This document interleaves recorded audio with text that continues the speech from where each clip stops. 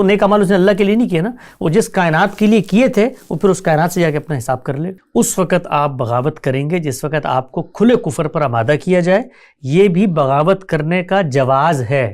بغاوت کرنا اس کے بعد لازم نہیں ہو جاتا. میں اکثر اس کے بارے میں کہتا ہوں کہ مجھ سے لوگ سوال پوچھتے ہیں نا کہ بھئی اس کے بارے میں کہتا ہوں یہ میڈ ان انڈیا ہے, یعنی اس سے عرب بھی نہیں واقف جو دین تم بیان کر رہے ہو. تو کوشش کریں کہ اپنے گرد و پیش میں ایسے لوگوں کو تلاش کریں کہ جو ذہن کی صحت کے لیے آپ کی مدد کر سکیں.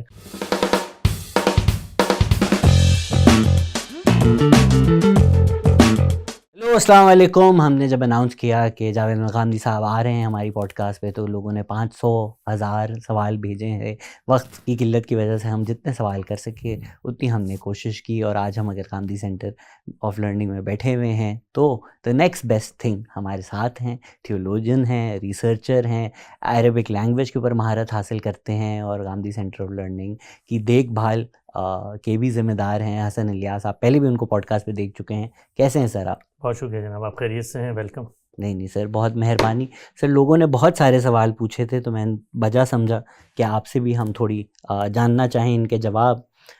سوال یہ ہے کہ اگر آج کل کے دور میں بچے ہم سے پوچھیں, مذہب کے بارے میں سوال کریں, یہ جانتے ہوئے کہ ہم استاد محترم سے بہت زیادہ انسپائرڈ ہیں اور ریلیجن سمجھنے کی کوشش کرتے ہیں, تو ایسی صورت میں کس طرح ان کو یہ بات سمجھائیں کہ ہم اس قابل نہیں ہیں, چاہے میرا بیک گراؤنڈ کمیونیکیشن سے ہے, مگر ایسے حساس ایشوز پہ محبت کے انداز سے کیسے بیان کروں؟ جی دیکھیے, بچوں کی سطح پر جب آپ کوئی کمپلیکس آئیڈیاز کو کمیونیکیٹ کرنا چاہتے ہیں تو آپ کو یہ دیکھنا ہوتا ہے کہ ہر آئیڈیا کی ڈیفرنٹ لیئرز اور ڈیفرنٹ سطحیں ہوتی ہیں. مثلا دین کا ایک پورا اوور آل کانسیپٹ ہے, خدا کے وجود کا کانسیپٹ ہے, پروفٹ ہوڈ کا کانسیپٹ ہے. پھر اس کے بعد جب آپ دین کو سمجھ لیتے ہیں تو اس کے اندر لیئرز ہیں, اس کے اندر آرگومنٹیشن ہیں, اس کے اندر بعض کانفلکٹ کے میٹرز ہیں, اس کے اندر بعض انٹرنیشنل معاملات ہیں. تو ہمیں ہمیشہ یہ دیکھنا ہوتا ہے کہ ہم بچے کو اس کی ذہنی سطح کے لحاظ سے اور جتنی معلومات اس وقت درکار ہے وہ کمیونیکیٹ کریں. اس کے بعد ہوتا کیا ہے, بچے کے اندر آپ وہ اسکل ڈیولپ کریں کہ وہ ان بڑے نظریات کو جب اس کا اپنا شعور پختہ ہو جائے تو براہ راست ان لوگوں کی زبانی سمجھنے کی اہلیت رکھتا ہو جو اس کو بیان کرنے کی مہارت رکھتے ہیں. آپ یہ دیکھیے کہ دنیا کے ہر میدان میں, سائنس کے میدان میں, میتھمیٹکس کے میدان میں, اب امی ہیں ابو ہیں بچوں کو بیسک کانسیپٹس بتا دیں گے, لیکن جیسے ہی اس کے کوئی کمپلیکس سوال پیدا ہوگا تو یہ دیکھا جائے گا کہ کیا اس وقت اس چیز کو سمجھنے کی صلاحیت رکھتا ہے. تیسری چوتھی پانچویں کلاس کا بچہ کبھی نظریہ اضافت کے بارے میں نہیں جان سکے گا, لیکن وہ کیا کرتا ہے, وہ لینگویج سمجھتا ہے, وہ کمیونیکیشن کے موڈ سمجھتا ہے, اور پھر جب موقع ملتا ہے تو ان لوگوں تک جو بڑے لوگ ہیں وہ اپنی بات کمیونیکیٹ کرتے ہیں. تو ہماری ہمیشہ سے یہ درخواست رہتی ہے ان والدین سے جو غامدی صاحب سے متاثر ہیں کہ آپ کچھ نہ کریں, آپ بچوں کو صرف لینگویج سکھا دیں. وہ لینگویج سکھا کے جب وہ تھوڑے سے بڑے ہوں گے, شعور پختہ ہوگا, آٹومیٹڈ پروسیجر کا ان کے اندر عمل ہوگا, تو ہم جیسے لوگ طالب علم ان تک براہ راست کمیونیکیٹ کر کے ان کمپلیکس ایشوز کو ان کی آرگومنٹیشن کے ساتھ کمیونیکیٹ کر دیں گے. یہ اکثر ماں باپ اگر ڈر جاتے ہیں کہ بچہ کوئی اس قسم کا سوال پوچھ لے جو بظاہر ایسا لگے کہ وہ ایتھیزم کی طرف جا رہا ہے, کیونکہ بچپن میں تو آپ کے بہت سارے سوال ہوتے ہیں, تو ایسے سوالوں کو ڈسکریج کرنا چاہیے جو پاکستان میں کیا جاتا ہے, یا آپ کی نظر میں انکریج کرنا چاہیے؟ بچوں کو ہمیشہ انکریج کرنا چاہیے, جس کی وجہ یہ ہے کہ آپ جتنا ڈسکریج کریں, جو کیوریوسٹی ہے وہ اپنا راستہ خود بناتی ہے. کچھ عرصے بعد کیا ہوگا کہ آپ کا ان کے ساتھ کمیونیکیشن گیپ اتنا بڑھ جائے گا کہ وہ آپ کے سامنے سوال ہی نہیں رکھیں گے. سوال کبھی ختم نہیں ہوتا, اور سوال کے بارے میں یاد رکھیں کہ سوال آسمان سے پیدا نہیں ہوتا. سوال اصل میں جس انوائرمنٹ, جس ماحول میں آپ بیٹھے ہیں وہ وہاں کی پروڈکشن ہوتی ہے. ایک بچہ باہر نکلتا ہے, وہ لوگوں کی زبانی بہت سارے سوالات سنتا ہے, اعتراضات سنتا ہے, اس کے ذہن میں کچھ چیزیں خود بخود پیدا ہونی شروع ہو جاتی ہیں. تو آپ کبھی بھی سوسائٹی سے ڈیٹیچ کر کے کسی شخص کو نہیں رکھ سکتے. تو اس طرح کے معاملات میں والدین کو جو طریقہ کار اپنانا چاہیے وہ دو ہیں. وہ یہ کہ ایک بچے کو یہ بتائیں کہ دیکھو تمہارے ایک سوال پیدا ہوا ہے, سوال کے ساتھ جینا سیکھو. ہمارے یہاں یہ بھی ہوتا ہے کہ آپ نے ایک بات کہیں سے سنی ہے, کسی بچے نے اسکول میں آ کے مجھے رچرڈ ڈاکنز کی کوئی بات بتا دی, اب وہ میں اس کو لوں گا اور لینے کے بعد جو کچھ میرے ارد گرد نظریات, پری کنسیوڈ نوشنز ہیں, ان کو لے کے ریجیکٹ کرنا شروع کر دوں گا. تو والدین کو بچوں کو یہ سکھانا چاہیے ہے کہ دیکھو تمہارا جو سوال ہے بہت جینون ہو سکتا ہے, مجھے ممکن ہے اس کا جواب نہ آتا ہو, یہ بھی ممکن ہے کہ سوسائٹی میں فی الوقت تمہیں کوئی مطمئن نہ کر سکے, لیکن اس کی بنیاد پر اگر تم تمام نظریات کی تردید کر دو گے تو تم بھی اسی مقام پہ کھڑے ہو جاؤ گے جہاں پر اس وقت کوئی ایک مذہبی آدمی کھڑا ہے جس کی بات تمہیں سمجھ میں نہیں آ رہی, اور کل جب تم سے گفتگو ہوگی آرگومنٹ کی بنیاد پہ تو تم اس کو قبول نہیں کرو گے. تو بچوں کو ہمیشہ اسپیس دینی چاہیے, والدین کو انہیں سکھانا چاہیے, اور اب تو اتنا زبردست ذریعہ کھل چکا ہے معلومات کی رسائی کا, ہر سطح پر روابط قائم ہو سکتے ہیں, اسکالرس کے ساتھ میٹنگز ہو سکتی ہیں. ہم ایک چیز اس میں بڑی کوتاہی کرتے ہیں بالعموم, وہ یہ ہے کہ بچوں کی اس کیوریوسٹی کو چینلائز کرنے کی کوشش نہیں کرتے. ہر جگہ پہ, ایون کراچی جیسے شہر میں, بلکہ میں تو پاکستان جاتا ہوں تو مجھے گاؤں دیہاتوں میں ایسے اچھے لوگ مل جاتے ہیں وزڈم والے, کہ جن کے پاس اگر آپ جائیں نالج شیئر کریں تو آپ کو کنیکٹ کرتے ہیں جو بڑے سائلوز ہیں جن کے اندر نالج کی پروڈکشن ہو رہی ہے. تو بچوں کو ایک تو اس طرف لے کے جائیں, دوسرا اسکل ڈیولپ کریں, ان کے اندر تعصبات پیدا نہ ہونے دیں. اکثر ایسا ہوتا ہے کہ آپ کے بہت سارے نظریات ہیں جو آپ پریکٹس کر رہے ہوتے ہیں, بچوں کو سمجھ میں نہیں آ رہا ہوتا, بچہ اس پہ سوال کرتا ہے تو ہم اپنے کلچرل بائسز کی وجہ سے اس کو پریشرائز کرتے ہیں. یہ کام بھی نہیں ہونا چاہیے, اور اس میں والدین ڈر بہت جاتے ہیں. میں نے دیکھا, خود ہمارے یہاں پہ بچے ہیں, ایک بحیثیت باپ کے ایک بڑی انسیکیورٹی ہوتی ہے کہ یار آج اس نے مثال کے طور پہ شلوار قمیض چھوڑا ہے, کل یہ نماز بھی چھوڑ دے گا, پرسوں تو میرے خاندان میں اس کا نکاح بھی نہیں ہوگا, تو میں تو بالکل کٹ جاؤں گا. اس میں بہت ساری چیزیں وقتی نوعیت کی ایک الیل ہوتی ہے, بچے میں پیدا ہوتی ہے, آپ اس کو اس کے حال پہ چھوڑ دیں, وہ خود اپنی جگہ پر بالکل واپس آ جاتا ہے. میں نے بھی بچپن سوال سے ہی کیا تھا اور اب میرا نکاح نہیں ہوا. یہ اچھا آغاز ہے اس پوڈ کاسٹ کا, کیونکہ پھر سوال ہر طرح کے آئے ہوئے ہیں, تو ہم نے آلریڈی لوگوں کو سمجھا دیا ہے کہ ہر طرح کے سوال آنے دیں. جو پروفٹس ہیں وہ مڈل ایسٹ سے کیوں ایمرج ہوئے؟ 4 ہماری جو ہولی بکس آئی ہیں وہ ایکسکلوسیولی اس ریجن میں کیوں آئیں؟ یہ تھوڑا انفیئر نہیں ہے کہ امریکہ یا آسٹریلیا میں کوئی پروفٹ نہیں آئے؟ ہمیں نہیں پتا کہ آئے یا نہیں آئے. جی, اللہ تعالیٰ نے خود یہ بتایا ہے کہ میں نے دنیا میں ہر جگہ پہ پروفٹ بھیجے جب ان کی ضرورت تھی. پھر اللہ تعالیٰ کی اسکیم میں ایک تبدیلی آئی, اور تبدیلی آنے کی ایک بڑی ریشنل وجہ ہے. اللہ تعالیٰ نے ہمیں یہاں امتحان کے لیے بھیجا ہے. یہ دارالامتحان ہے, دارالجزا نہیں ہے. دارالجزا کا مطلب یہاں پہ فیصلہ نہیں ہونا. اب جب یہ دارالامتحان ہے تو امتحان کے لیے یہ لازمی ناگزیر تقاضا ہے کہ ہم سے جو سوال کیا جا رہا ہے, جو شخص سے سوال کر رہا ہے, اس کا اور ہمارا ایک پردہ درمیان میں حائل رہے, ورنہ تو حقیقت کھل جائے گی, اور جب حقیقت کھل جائے گی تو پھر امتحان کی کوئی گنجائش باقی نہیں رہتی. تو دنیا میں اللہ تعالیٰ نے پہلے یہ موڈ رکھا کہ ہر بستی, ہر قریہ, ہر نگر, ہر شہر, ہر گاؤں دیہات میں ایک پیغمبر کو بھیجتے تھے, وہ لوگوں کی تعلیم و تربیت کرتے تھے, رخصت ہو جاتے تھے. دنیا آگے بڑھی, سویلائزڈ معاشرتیں بننا شروع ہوئیں, متمدن معاشرے آگے بڑھے, ریاستوں کے وجود قیام, تو وہاں پر اللہ نے اپنی اس اسکیم کو چینج کیا. اور چینج کرنے کی وجہ یہ تھی کہ اگر اسی اسکیم کے تحت پیغمبر آتے رہتے تو وہ جو اللہ کا پردہ اور حجاب تھا وہ باقی نہ رہتا. آپ تصور کریں کہ آج کے دن ایک پیغمبر بیٹھا ہو اور لائیو فیس بک اسٹریم کے اوپر اللہ تعالیٰ کے سارے معجزات دکھا دے, تو پھر ایک ہی صورت ہونی ہے کہ اس کے بعد اللہ کا عذاب آنا ہے اپنے اگر اس کو نہیں ماننا, اور کوئی پردہ حائل نہیں رہے گا کہ ہم اس کو کیسے جھٹلائیں, کیونکہ وہ معجزات دکھا رہا ہوگا. تو اللہ نے جس وقت دنیا اسٹیبلش ہسٹری کے دور میں داخل ہو رہی تھی, اس سے پہلے یہ اہتمام کیا کہ اب پیغمبروں کے سلسلے کا خاتمہ کر دینا ہے. تو پھر دنیا میں ہدایت کیسے پہنچے؟ تو 4000 سال پہلے اللہ کی اسکیم میں تبدیلی آئی کہ انہوں نے دنیا کے وسط میں, جس کو آپ مڈل ایسٹ کہتے ہیں, جس کے بارے میں انہوں نے سوال پوچھا ہے, دنیا کے وسط میں 2 قوموں کو وہاں پر بٹھایا, ان کی تشکیل ہوئی, ان کی آباد کاری کی گئی, اور ان کو ایک ذمہ داری دی گئی کہ اب پیغمبر نہیں آئیں گے, جو کام پیغمبر کرتے ہیں وہ کام اب تم نے کرنا ہے. تو ایک قوم کی تشکیل ہوئی کنعان کے علاقے میں, بالکل وسط ہے دنیا کا, اور دوسری کی تشکیل ہوئی مکہ کے علاقے میں, جو بھی دنیا کا وسط بنتا ہے. ایک ہی پٹی کے اوپر یہ 2 علاقے ہیں. ان 2 قوموں نے اپنی ذمہ داری ادا کرنی تھی اور پیغمبر کا سلسلہ ختم ہو جائے. بنی اسرائیل کو جو ذمہ داری دی گئی تھی وہ اس سے معزول نہ کر دیے جاتے, اور بنی اسماعیل جن کو جو ذمہ داری دی گئی تھی, جن کے انسسٹر رسول اللہ صلی اللہ علیہ وسلم کے انسسٹرز ہیں, ان کے شرک پیدا نہ ہو جاتا. تو اللہ تعالیٰ نے ایک اسکیم کے تحت پھر رسول اللہ صلی اللہ علیہ وسلم کو بھیجا.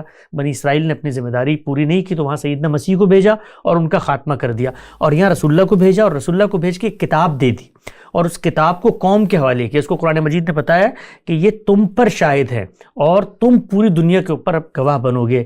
تو اب دنیا میں ہر جگہ موجود ہے, امریکہ میں بھی ہے, آسٹریلیا میں بھی ہے, کینیڈا میں بھی ہے, ازبکستان میں ہی ہے, کراچی. کیوں کیونکہ پیغمبر جو چیز لے کر آتا ہے وہ کتاب ہے، وہ کتاب بالکل اسی صورت میں میرے پاس محفوظ موجود ہے جس طرح اس وقت مکے کے لوگوں کے سامنے تھی.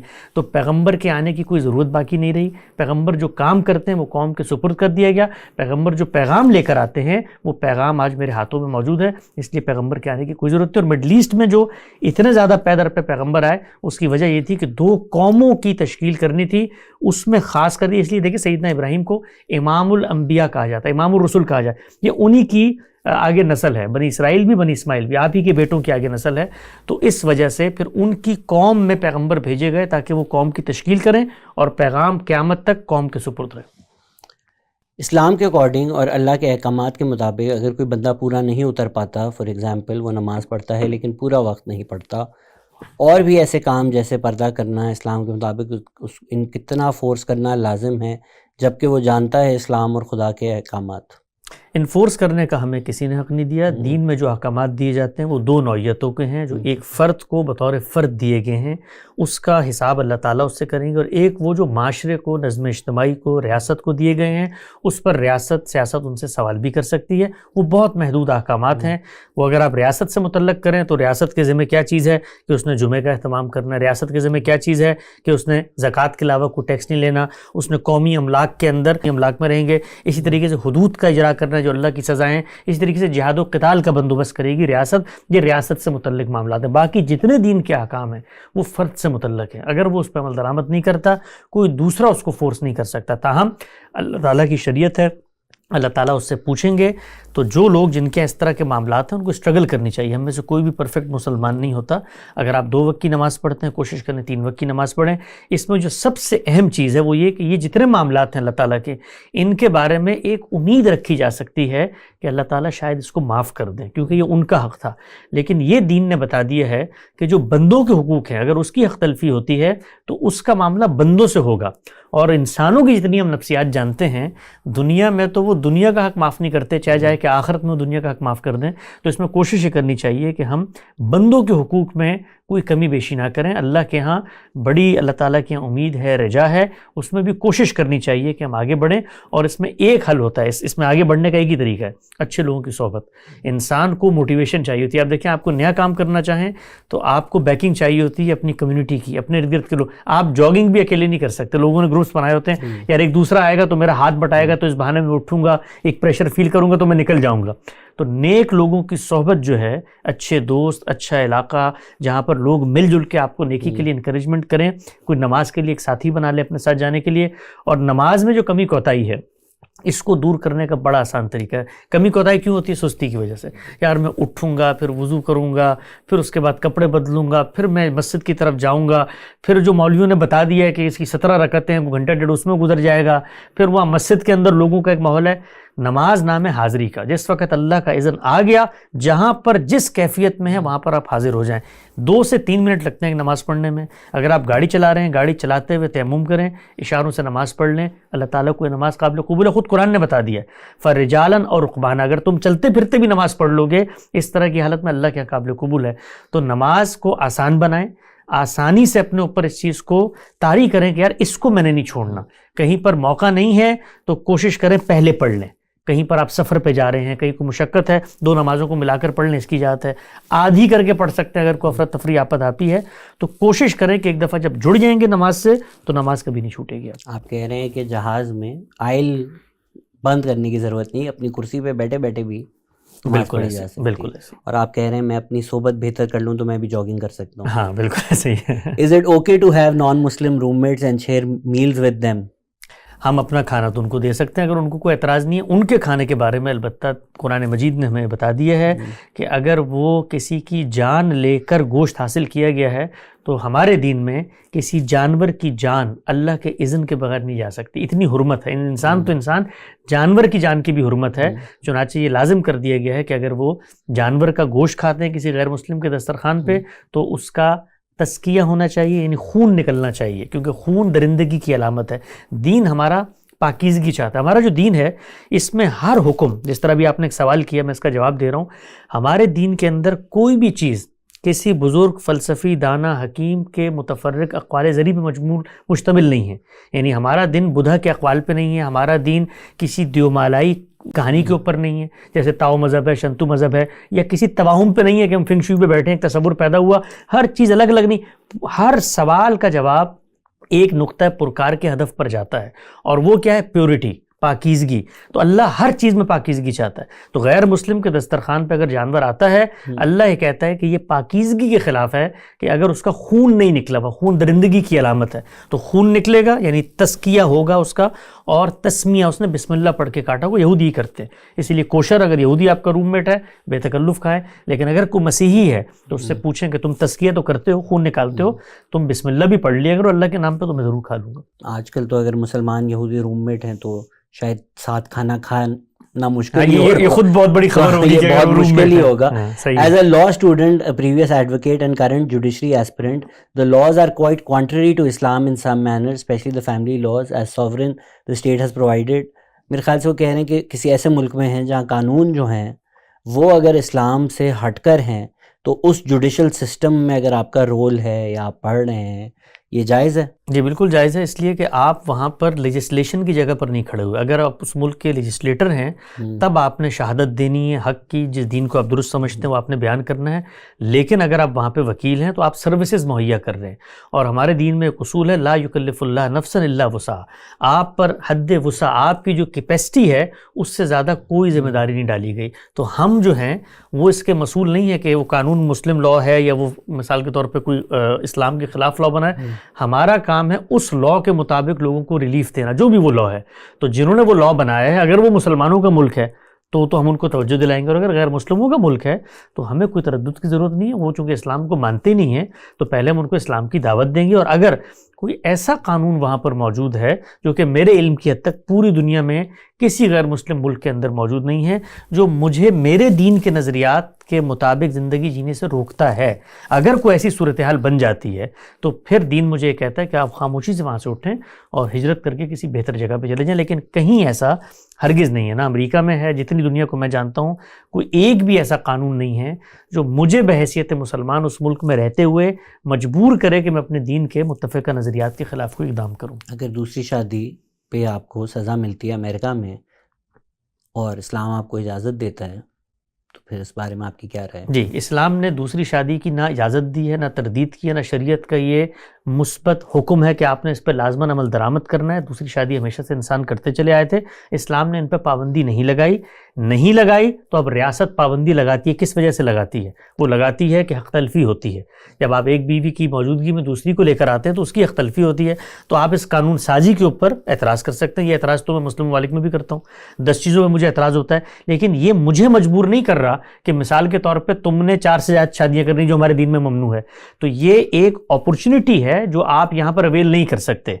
لیکن یہ کوئی خلاف اسلام چیز نہیں. میں تو اس قانون کو بھی خلاف اسلام نہیں سمجھتا. ملیشیا میں بھی یہ قانون رائج ہے، بہت سارے مسلم ممالک میں قانون رائج ہے، اور اس قانون کے اندر اگر وہ پابندی لگاتے ہیں تو یہ شریعت کی خلاف ورزی نہیں ہے. شریعت نے یہاں پہ گنجائش دی ہوئی تھی. ریاست کی جو اصل ذمہ داری ہے وہ کیا ہے؟ حق تلفی کو روکنا، جان مال آبرو کا تحفظ کرنا. تو یہاں پر کیا ہوتا ہے؟ حق تلفی ریاست محسوس کر رہی ہوتی ہے کہ دوسری عورت کی ہو رہی ہے، تو وہ یہاں پر آ کر قانون بنائی تھی. اس قانون میں بھی ترمیم کی گنجائش ہے، دیکھنا چاہیے. بہت ساری جگہوں پہ دوسری شادی بڑی جینوئن ریزن سے ہو رہی ہوتی ہے. تو امریکہ کے اندر یہ قانون بنا. خود امریکہ میں اس میں استثناءات ہیں، یعنی بعض ایسی کمیونٹیز، عامش کمیونٹی ہے، وہ اس کو گوارا نہیں کرتی، انہوں نے اس کو استثناء دیا ہوا ہے. تو یہ قانون کوئی مجھے لازم نہیں کرتا کہ میں نے یہ کام کرنا ہے. تو یہ تو منفی قانون ہے، مثبت قانون کوئی ایسا نہیں ہے جو خلاف اسلام ہو. Ask him if he believes in angels and other creatures. بالکل اللہ تعالیٰ نے ہمیں یہ بتایا ہے کہ اللہ کے پیغمبر جب دنیا میں آتے ہیں تو اللہ تعالیٰ ان کے ساتھ جو رابطہ قائم کرتا ہے وہ فرشتوں کے ذریعے سے ہوتا ہے. تو ہم اینجلز پر پہلے ایمان نہیں لاتے، ہم پہلے ایمان سب سے پہلے خدا پر لاتے ہیں. اور خدا کا تعارف زمین پہ کیا بنتا ہے؟ پیغمبر. اور پیغمبر کا تعارف کیا بنتا ہے؟ قرآن مجید. تو ہم خدا کی کتاب کو پڑھتے ہیں. ہمیں انسانوں نے یہ بتایا، ہم یہاں سوسائٹی میں موجود ہیں، کہ بھائی ایک پیغمبر آیا تھا، وہ کہتا ہے میں اللہ کی طرف سے آیا تھا. تو میں نے تو نہ اس پیغمبر کو دیکھا، نہ اس فرشتے کو دیکھا جو اس تک آیا تھا. میرے سامنے صرف اس کا پروڈکٹ اور کانٹینٹ ہے، اور وہ ہے قرآن مجید. اس کو جب میں پڑھتا ہوں تو اس کو پڑھ کے مجھے پتہ چلتا ہے کہ یار یہ کسی انسان کا کلام نہیں ہے، اس کے اندر کوئی کنٹرڈکشن نہیں ہے. یہ جس جگہ سے کھڑے ہو کے غیب کی اخبار دے رہا ہے وہ کسی انسان کے دائرہ علم میں آتی نہیں ہے. اس کتاب کے اندر کوئی نشو و ارتقا نہیں ہے، کوئی تبدیلی نہیں ہے. حق اس کے اندر واضح. تو میں اپنا پورا ریشنل سفر کرتا ہوں. وہ کتاب مجھے یہ خبر دیتی ہے کہ یہ کتاب پیغمبر پر اینجلس کے ذریعے آئی تھی. تو جب میرا کتاب پر اطمینان ہو جاتا ہے تو میرا پیغمبر پہ اطمینان ہو جاتا ہے, میرا فرشتوں پہ اطمینان ہو جاتا ہے, میرا ان معجزات پہ اطمینان ہو جاتا ہے جو خدا بتا رہا ہوتا ہے. اس طریقے سے میں فرشتوں پہ ایمان لاتا ہوں. Why is philosophy so opposed to religion? Is philosophy really giving new ideas by subtracting ideas of religion? فلسفی کے دو مراحل ہیں, دو حصے ہیں. ایک فلسفے کا وہ دور ہے جس میں اس کی جو بیسک اپسٹمالوجی ہے اس کی بنا استدلال تخیل پہ مبنی تھی, امیجنیشن پہ مبنی تھی. فلسفی ہی آگے بڑھ کے سائنسز میں ڈھلی ہے, سائنسز پھر مادی سائنسز میں بھی ڈھلی ہے, سوشل سائنس میں بھی ڈھلی ہے. اس نے تو دنیا کے اندر امکانات کھول دیے ہیں. لیکن جب فلسفہ میرے سامنے آتا ہے اور کائنات کے بڑے حقائق پر میں اس سے سوال کرتا ہوں کہ بھئی کائنات کی حقیقت کیا ہے, مادہ ہے, مادے میں حیات کیسے ہے, حیات میں شعور کیسے آیا, تو فلسفہ مجھے جو اس کا جواب دیتا ہے اس جواب کی جو بنا استدلال مطلب یہ ہے کہ کس نالج آف ورلڈ کے اندر کیا پریمیسز ہے جو اس نے قائم کیا ہے. پہلے تو اس پریمیسز پہ اس نے مجھے قائل کرنا ہے, پھر میں اس کا مقدمہ سنوں گا. تو وہ ہے تخیل, امیجنیشن, کہ ایک عالم مثال ہے, اس کے اندر شاید خدا نے پہلے دنیا بنائی ہو, پھر یہ ہوا ہو. پھر تو جتنا فلسفہ آپ پڑھ لیں, چاہے آپ مادیت پرستوں کو پڑھ لیں, چاہے اس کے مقابل میں جو دوسرا نقطہ نظر ہے ان کو آپ پڑھ لیں, وہ سب کے سب تخیل پر مبنی گفتگو کر رہے ہوتے ہیں. اس کے بطن سے پھر علوم پیدا ہوئے ہیں, سیاسیات پیدا ہوئی, عمرانیات پیدا ہوئی, اسی طرح سے تاریخ کو کس طریقے سے دیکھنا یہ تصور پیدا ہوا, انسان کی حقیقت کیا ہے, اس کی جبلت کیا ہے, اس میں تفوق کی برتری ہوتی ہے, اس کے اندر بھوک کی جبلت ہے, یہ سب چیزیں اس سے نکلی ہیں, اس سے علوم کی دنیا پیدا, یہ سائنسز ساری کی ساری اس سے پیدا ہوئی. تو فلسفے کی جو بائی پروڈکٹ ہے, ہمارے استاد بڑا اچھا جملہ کہتے ہیں کہ فلسفہ وہ ماں ہے کہ جس نے بچہ دیتے ہی اپنی جان سپرد کر دی خدا کے. تو فلسفے کے بطن سے علوم پیدا ہوئے, ان علوم سے ہم استفادہ حاصل کرتے ہیں. مذہب کیا کرتا ہے؟ مذہب آپ کو چوتھے ذریعے علم کی طرف لے کے جاتا ہے. وہ یہ کہتا ہے کہ یہ جو کچھ ذرائع تمہارے سامنے موجود ہیں اس سے ماورا ایک چوتھا ذریعہ ہے. ذرائع کیا ہمارے علم کے, یعنی میرے نفس کے جو داخل میں موجود ہے اس کے حاصلات ہوں گے یا میرے حواس کے حاصلات ہوں گے, ان کے ذریعے سے اور اس پر مرتب کر کے عقلی استنباط کرتا ہوں, معلوم سے نامعلوم کا سفر کرتا ہوں, اس سے کچھ نتائج حاصل کرتا ہوں. تو میرے باطنی الہامات اور میرے خارج کی دنیا یہ میری متاع ہے علم کی. مذہب اس سے اوپر اٹھتا ہے اور کہتا ہے کہ ایک شخص ہے, میں نے اس پہ الہام کر دیے کائنات کی اخبار, اب جاؤ اس شخص کی تصدیق کرو اور اس سے اخبار لے لو. فلسفہ کیا کرتا ہے؟ فلسفہ مجھے کہتا ہے کہ میں ایک شخص ہوں, میری جو بنا استدلال ہے وہ ویریفیکیشن کی کسی مرحلے سے نہیں گزر سکتی, اور میرا جو ذریعہ علم ہے وہ تخیل ہے. تو اس بنا پر ہم مذہب اور فلسفے کو جب مقابلے میں رکھتے ہیں تو مذہب کے ذریعے علم پر ہمارا اعتماد ہوتا ہے, تب ہم اس کو اپناتے ہیں. As a Muslim living outside Pakistan, there is always a long debate amongst us. Pakistani mortgage کے بارے میں بہت ڈیبیٹ کرتے ہیں اور کوئی universally available sharia compliant mortgage option نہیں ہے. تو کیا کیا جائے؟ میرے خیال سے بیسکلی تو جو ہمارے اس وقت کرنٹ مارگیج سسٹم ہے اس کے اندر کوئی ایسی چیز میرے علم کی حد تک نہیں پائی جاتی جو شریعت کے خلاف ہو. ہمارے ہاں جو بالعموم طریقہ ہے علماء کا وہ یہ کرتے ہیں کہ ماڈرن جو ٹرانزیکشن کے موڈ ہیں ان کو آج سے 1200-1400 سال پہلے جو فقہ تھی, اس زمانے کی جو بزنس ٹرانزیکشن تھی, ان کے اوپر منطبق کر کے دیکھتے ہیں. اگر وہ پورا اترے تو کہتے ہیں شریعت سٹینڈرڈز پہ پورے ہیں, اور اگر ان پہ پورا نہ اترے تو کہتے ہیں یہ تو شریعت کے خلاف ہے, اب ہم شریعہ کمپلائنس کو چیز لے کر آئیں گے. وہ جو شریعہ کمپلائنس چیز لے کر آتے ہیں, کبھی آپ اس کی تحلیل کریں تو وہ حقیقت میں کیا ہوتی ہے, وہی موڈ آف ٹرانزیکشن جو کنونشنل انسٹیٹیوشنز کے اندر ہو رہا ہوتا ہے اسی کا نام تبدیل کر دیا جاتا ہے, اسی کے اندر تھوڑی سی ہیلے بازی کی جاتی ہے, حقیقت میں وہ وہی کچھ ہو رہا ہوتا ہے. تو ہم اس چیز کی دعوت دیتے ہیں کہ جو بھی آپ کے سامنے موجودہ ماڈرن بینکنگ سسٹم ہے جب سامنے آتا ہے, اس کے بہت سارے محاسن ہیں جس نے انسانوں کو یہاں تک پہنچا دیا. آپ دیکھیے بینک کیا کرتا ہے, بینک تنظیم زر کرتا ہے. آپ 5 روپے دیتے ہیں, یہ 5 روپے دیتے ہیں, اتنا بڑا پول بنتا ہے کہ اب وہ دنیا بھر میں اگر کوئی کاروبار کرنا چاہتا ہے تو وہاں سے فائنینسنگ لیتا ہے تو کاروبار کر لیتا ہے. تو یہ ذہن میں رکھیں کہ پرنسپل سیکیورڈ فائنینسنگ 100% جائز ہے. آپ نے کسی کاروبار میں پیسہ لگایا اور اس شرط کے ساتھ لگایا کہ میرا اصل رقم, اصل زر محفوظ رہے گا, نقصان میں شریک نہ ہو, صرف نفع میں شریک ہوں, بالکل جائز ہے. اسی طریقے سے ایسٹیمیٹڈ منافع, تخمینی منافع آپ لے لیتے ہیں, یہ بھی بالکل جائز ہے. مارگیج کے اندر کیا ہوتا ہے کہ میں یہ صلاحیت نہیں رکھتا تھا کہ جا کر ایک پراپرٹی خرید لوں. ایک ادارہ وہاں پہ آتا ہے, وہ یہ کہتا ہے کہ میں ایک زمین, ایک جگہ, ایک گھر خریدتا ہوں اور گھر خرید کر تمہارے حوالے کر دیتا ہوں کہ تم اس میں رہو اور 30 سال 40 سال میں ایک ساتھ میں مجھے پیسہ ادا کر دو. یہ معاملہ اگر میرے ساتھ کوئی خارج میں انسان کرے تو میں پوری زندگی جھولی اٹھا کے اس کو دعائیں دوں, دوں گے نہ دوں یار, مطلب میں نے تو وہاں کرایہ دینا تھا ہر مہینے, اور وہ کرایہ میرے کوئی ملکیت میں شمار بھی نہ ہوتا. یہ تو میرے اوپر احسان ہے کہ ایک انسٹیٹیوشن آگے بڑھا, اس نے مجھے کہا کہ بھائی تم لے لو, 30 سال میں مجھے تم یہ پیسے دے دینا. اب جو 30 سال میں وہاں پہ رہ رہا ہوں اس کا بھی کوئی کرایہ ہوگا کہ نہیں ہوگا؟ تو وہ جو کرایہ ہے وہ کرایہ اصل رقم میں شامل کر کے بینک آپ سے وصول کرتا ہے. یہ معاملے کی حقیقت ہے. پھر اس کے اندر بینک چونکہ خود ایک پس منظر میں بنا ہے تو پرانی ٹرمینالوجی اس کے اندر چل رہی ہیں, وہ انٹرسٹ کی ہیں, وہ اس طرح کی چیزیں ہیں, ان کو وقت کے ساتھ ساتھ ٹھیک ہونا چاہیے. لیکن حقیقت کے اعتبار سے ہمیشہ معاملے کو دیکھنا چاہیے. اگر کوئی بکری شیر کی کھال پہن کے آ جائے تو وہ شیر نہیں بن جاتی.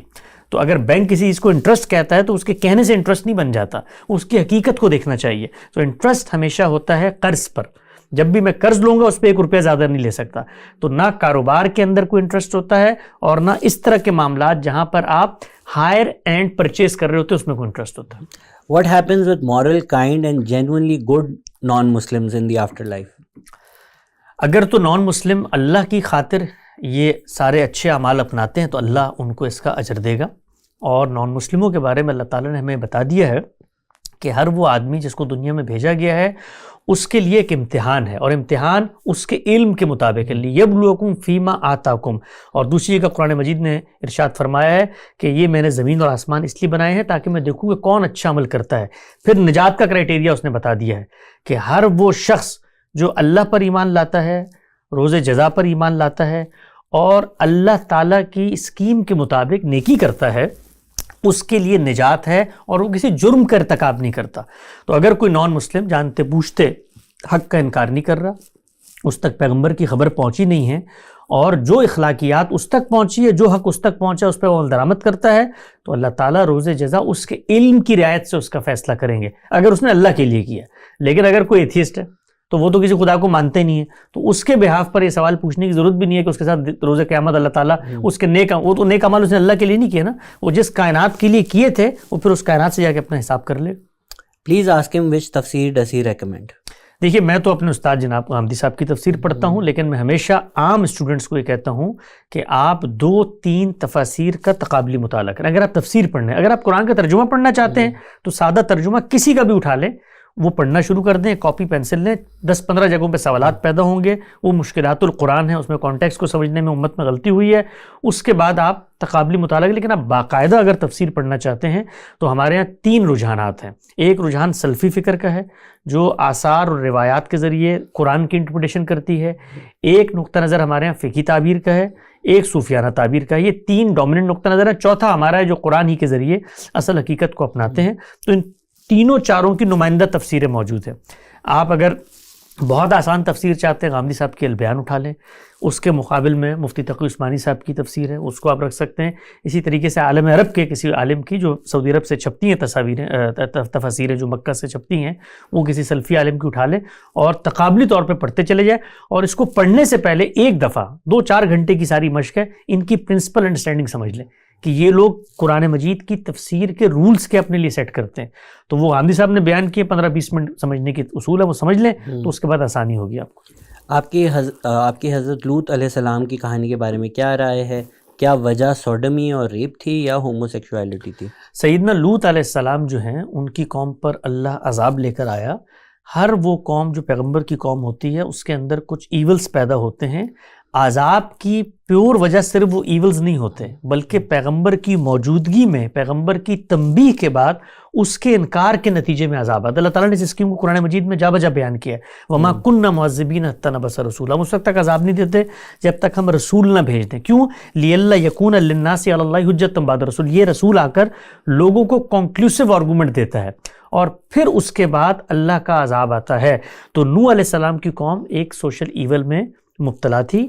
اس ایول میں محض مبتلا ہونے کی وجہ سے عذاب نہیں آیا. وہاں نوح موجود تھے, وہ تنبیہ کر رہے تھے, ان کی بات نہیں سن رہے تھے, تو ان کے انکار کی وجہ سے عذاب آیا. اور یہاں پر اس چیز کی بھی تصحیح ہونی چاہیے کہ ہم عام طور پہ سمجھتے ہیں کہ پوری قوم ہی اس کام میں مبتلا تھی. تو ایسا نہیں تھا کہ پوری قوم ہی اس کام میں مبتلا تھی. قوم کے اندر یہ چیز ایک نارم بن گئی تھی. جیسے آج کل آپ دیکھتے ہیں نا بہت سارے سگریٹ نوشی ایک نارم بن گئی ہے, ہر کوئی پی رہا ہوتا ہے. تو اس کی برائی کو قوم برائی کے طور پہ محسوس نہیں کر رہی تھی. یہ وجہ بنی عذاب کی. Please ask him on what ground knowledge fuqaha made some mandatory decisions for Muslims to abide. For example, zakat is obligatory on a person having gold more than 7 tolas. In what era this had been implemented? دنیا میں ہمیشہ سے انسانوں کے اوپر جو ظلم ہوتا تھا وہ سب سے روشن اس کی صورت کیا ہوتی تھی کہ جو حکمران ہوتا تھا وہ اپنی ریاست کے اخراجات پورے کرنے کے لیے آپ کے مال میں تصرف کر کے ٹیکس کے نام پہ اسے سب کچھ لے لیتا تھا. اللہ تعالیٰ کی شریعت نے مسلمان حکمران کو پابند کر دیا کہ لوگوں کے مال کو حرمت حاصل ہے, اس کو ہاتھ نہیں لگا سکتے. یہ مقدار ہے جو لوگوں کو پابند کیا کہ جا کر اپنے حکمران کے قدموں میں رکھ کے آؤ, کیونکہ جب ریاست کے پاس پیسہ نہیں ہوگا تو ریاست کے جو اجتماعی معاملات ہیں وہ پورے کیسے ہوں گے. تو وہ مقرر کر دیا کہ جو آپ کی مالیت ہے, جو آپ کے پاس مال ہے, اس میں بچت ہوئی ہے تو 2.5%, پروڈکشن ہو رہی ہے تو 5-10, اور اگر کوئی عطیہ خداوندی سے چیز آ گئی تو 20%. یہ مدات طے کے ہیں. اب اس کے بعد یہ ریاست کا استحقاق ہے کہ وہ نصاب کیا متعین کرتی ہے, یعنی کتنے مال کے اوپر وہ زکوٰۃ لیتی ہے. مثال کے طور پہ پاکستان میں آپ دیکھیے اس وقت ہمارے جو ٹیکس کے سلیب بنے ہوتے ہیں تو اس میں 1 لاکھ روپے اگر کسی کی آمدن ہے تو اس کو مستثنا کر دیا جاتا ہے.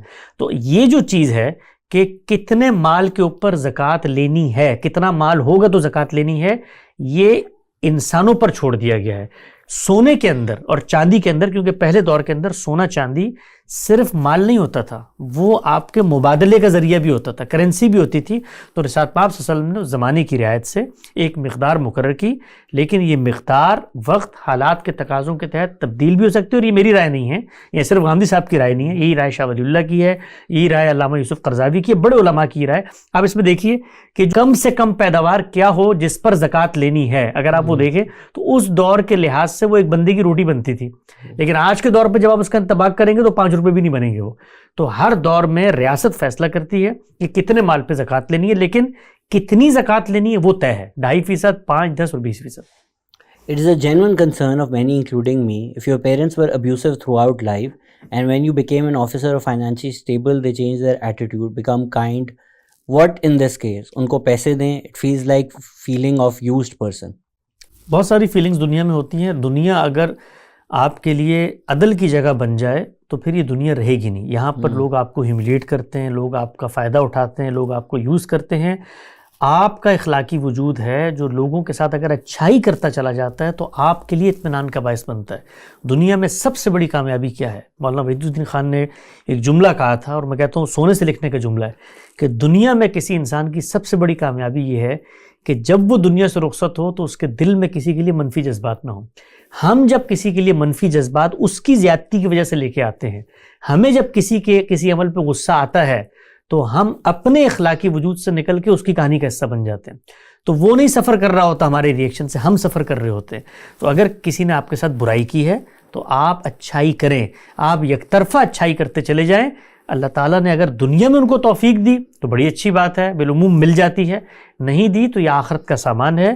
لیکن اس کا نتیجہ کیا نکلے گا؟ اگر آپ کے بچے موجود ہیں تو وہ دیکھیں گے کہ یار ہمارا باپ اپنے پیرنٹس کے ساتھ کیسے پیش آ رہا ہے, تو اس کا اثر ان کی شخصیت پہ ہو. لیکن آپ ایک ٹاکسک پرسنالٹی اپنائیں گے, بدلہ لیں گے, انتقام لیں گے, تو اس کا سب سے بڑا جو اثر ہے وہ خود آپ کی شخصیت پہ ہوگا. My 5-year-old has a question that if God made all of us, then who made God? اس 5 ایئر کو لے کر جائیں, کسی اچھی سی جگہ پہ لالی پاپ کھلائیں اور اس کو خوش رکھیں. ان کے بولیں کہ جب تم بڑے ہوگے تو ان سوالوں کے جواب تمہیں مل جائیں گے, اس لیے کہ آپ اس کو جو بات سمجھانے کی کوشش کریں گے وہ اس کے بعد اس پر ایک اور سوال پوچھے گا, آپ پھر اس کو کوشش کریں گے, آخر میں نہ آپ اس تک کوئی بات کمیونیکیٹ کر سکتے ہیں. جو بچے ہوتے ہیں ان کو آپ کہانی کی صورت میں, کلچر قسم کے, جس کو آپ کہتے ہیں حکایتوں کی صورت میں چیزیں کمیونیکیٹ کرتے ہیں. بیٹا اللہ نے سب کو بنایا ہوگا, اللہ کو کس نے بنایا؟ آپ کہیں گے اللہ کو کسی نہیں بنایا ہوگا, یہ کیسے ہو سکتا ہے؟ تو اب یہ کیسے ہو سکتا ہے, اس کے لیے آپ کو پہلے اس کو مخلوق اور خالق کا فرق سمجھانا پڑے گا. تو یہ سب چیزیں میچورٹی کی دنیا میں آتی ہیں. تو اس وقت تک بچوں کو کلچرل طور پہ اپنے ساتھ کنیکٹ رکھیں, کوئی اخلاقی باتیں بتائیں, اور مذہب کا بھی بس اتنا ہی تعارف کرایا کریں. I am Sabir from Faisalabad. In what conditions Ummah allows you to disobey government rules, as these are rules made by human? Visa rule انسانوں نے بنائے ہیں, لیکن ہمارا خدا یہ کہتا ہے ہمیں کہ آپ نے نیوسنس پیدا نہیں کرنی. اور ایک ہی صورت ہے, اس وقت آپ بغاوت کریں گے جس وقت آپ کو کھلے کفر پر آمادہ کیا جائے. یہ بھی بغاوت کرنے کا جواز ہے. بغاوت کرنا اس کے بعد لازم نہیں ہو جاتا, اس کے بعد دین نے کچھ اور شرائط بیان کی ہیں. مثلا یہ ہے کہ اگر آپ بغاوت کرنا چاہتے ہیں آپ اکیلے اٹھ کے نہیں کر سکتے, آپ کو لازماً ایک پیرلل सल्तनत कायम करनी है, रियासत कायम करनी है, वो आप वहाँ से निकलेंगे, आप बॉर्डर्स पे जाएंगे, वहाँ पर एक अमीर होना चाहिए, उसकी इताअत की जाएगी, फिर ताकत को देखा जाएगा कि ताकत बराबर, तब आप करेंगे। अगर आप ये सब कुछ किए बगैर करते हैं तो इसका नतीजा हलाकत के अलावा कुछ नहीं निकलेगा। तो दुनिया में ये जो वीज़ा रूल्स हैं, ये बात ठीक है कि इंसान के जो बुनियादी हुकूक हैं उनमें ये चीज़ शामिल है कि नकल मकानी की उसको इजाज़त होनी चाहिए, और यही वो चीज़ है जिस पर किसी को पाबंदी नहीं लगानी चाहिए। हमारे जो नेशन स्टेट की इस तकसीम के अंदर ये पाबंदी आयद कर दी गई। अगर आप उनका मौक़िफ़ सुने तो कहते हैं भाई हमने तो इजाज़त दी हुई है, वीज़ा रिस्ट्रिक्शन के लिए नहीं है, वेटिंग के लिए। हम ये देखते हैं कि कोई मुजरिम ना आ जाए, कोई इस तरह की चीज़ें ना आ जाए, लेकिन बाहर के फेक नौयत की पाबंदी तो है। तो दुनिया को आगे बढ़ना चाहिए, नकल हरकत की इस पाबंदी को कम से कम होना चाहिए। अगर इसके अंदर सिर्फ तहकीक हो रही है कि कोई मुजरिम कहीं ना आए, उस हद तक होना चाहिए, लेकिन ये अपनी ज़ात के अंदर जो हक़ अल्लाह ने इंसानों को दिया उसके ख़िलाफ़ है। क्या औरत लीडरशिप रोल्स ले सकती हैं? बिल्कुल ले सकती है। हमारे यहाँ बड़ी गलत फहमी है। रसूलुल्लाह सल्लल्लाहु अलैहि वसल्लम से मंसूब एक हदीस है, आप सल्लल्लाहु अलैहि वसल्लम अल्लाह के पैगंबर थे, उन्होंने खतूत लिखे, इत्माम हुज्जत किया। इस तरह फ़ारिस की सल्तनत, ये जो कसरा की सल्तनत थी, यहाँ पे खतूत लिखे, और ख़त लिखने के बाद आप सल्लल्लाहु अलैहि वसल्लम के जो अल्टीमेटम था, जो दावत थी, उसको फाड़ के फेंक दिया, और फिर कुछ अरसे बाद उसको वहाँ पर कत्ल करके उसी ख़ानदान की एक औरत को वहाँ का हुक्मरान बना दिया गया। उस कॉन्टेक्स्ट में रिसालत पाक सल्लल्लाहु अलैहि वसल्लम ने फरमाया है कि इस कौम के लिए अब ज़िल्लत महकूमी का अज़ाब लिख दिया गया है, ये निजात नहीं पा सकती जिसका हुक्मरान औरत तक को बना दिया गया है। तो इस पस मंज़र में ये बात है, यहाँ पर ना औरत की हुक्मरानी के अदम जवाज़ पर कोई गुफ्तगू की गई है। कुरान मजीद को आप पढ़ जाएँ, हर चीज़ अल्लाह ताला बराबर कहते हैं। जन्नत के दोनों ने शहरी बनना है, अमरुहुम शूरा बैनहुम, जो चाहे आपका माशरा जिसको मुंतखब कर ले, कोई पाबंदी नहीं है। तो औरत की हुक्मरानी दीन में बिल्कुल जायज़ है। जुम्मे की नमाज के लिए 2 फ़र्ज़ काफ़ी हैं या पूरी ज़ोहर अदा करनी होगी? 2 ही फ़र्ज़ हैं। जुम्मे की नमाज में 2 ही फ़र्ज़ होते हैं। जो हमारे यहाँ जुमे की नमाज की 2 रकत से पहले 4 रकत पढ़ी जाती है, इसको एहतियाती ज़ोहर कहते हैं। इसको क्यों पढ़ने की वजह पैदा हुई? क्योंकि जुमे का मेंबर हुक्मरान के लिए ख़ास है। तो बरसगीर के अंदर जब मुसलमानों की हुकूमत चली गई तो उन्होंने सोचा कि हुक्मरान तो है नहीं यहाँ पर, तो अब जुमा पढ़ें, जुमा होगा या ज़ोहर पढ़ें, जुमा तो हमसे मुतल्लक ही नहीं है। तो उन्होंने जुमे का एहतमाम किया और साथ ज़ोहर भी पढ़ना शुरू कर दी। तो ये जुमे से पहले आप 4 रकतें पढ़ते हैं, ये एहतियाती ज़ोहर की नमाज़ है। In a country like Pakistan, where religion is often used to justify violence, intolerance, and declaring others non-Muslim, what is the clear Islamic principle that should stop an ordinary Muslim from supporting or participating in such behavior? हमारी जिम्मेदारी हमारे दायरे इख्तियार के अंदर है। दीन ने बताया हर शख्स का एक सर्कल है, उसके अंदर आपके ऊपर जिम्मेदारी आती है तवासो बिल हक़ की, तवासो बिल सब्र की। हम नेकी की तलकीन करेंगे, किसी दफ्तर में अपने अमले को करेंगे, स्कूल में अपने बच्चों को करेंगे, घर में अपनी औलाद को करेंगे, किसी जगह के हुक्मरान है अपनी रियासत को करेंगे। तो हर जगह पर आपकी जिम्मेदारी आपकी कैपेसिटी के लिहाज से तय होती है। सोसाइटी के अंदर बहुत सारे ईवल्स होते हैं, बहुत सारी खराबियाँ होती हैं। मेरी जिम्मेदारी दीन ने ये नहीं रखी कि मैं उठूँ और हर चीज़ को ठीक करूँ। मेरा काम अपने ऊपर दीन के अहकामात का इजरा है, दीन पर ख़ुद साबित कदमी के साथ कायम रहना है, इखलाकियात को अपनाना है। और यही सोच अगर हर कोई अपनाएगा तो आप देखेंगे कि उसके नतीजे में सोसाइटी में ईवल आप से आप एलिमिनेट होना शुरू हो जाएगा। क्या म्यूचुअल फंड्स हलाल हैं?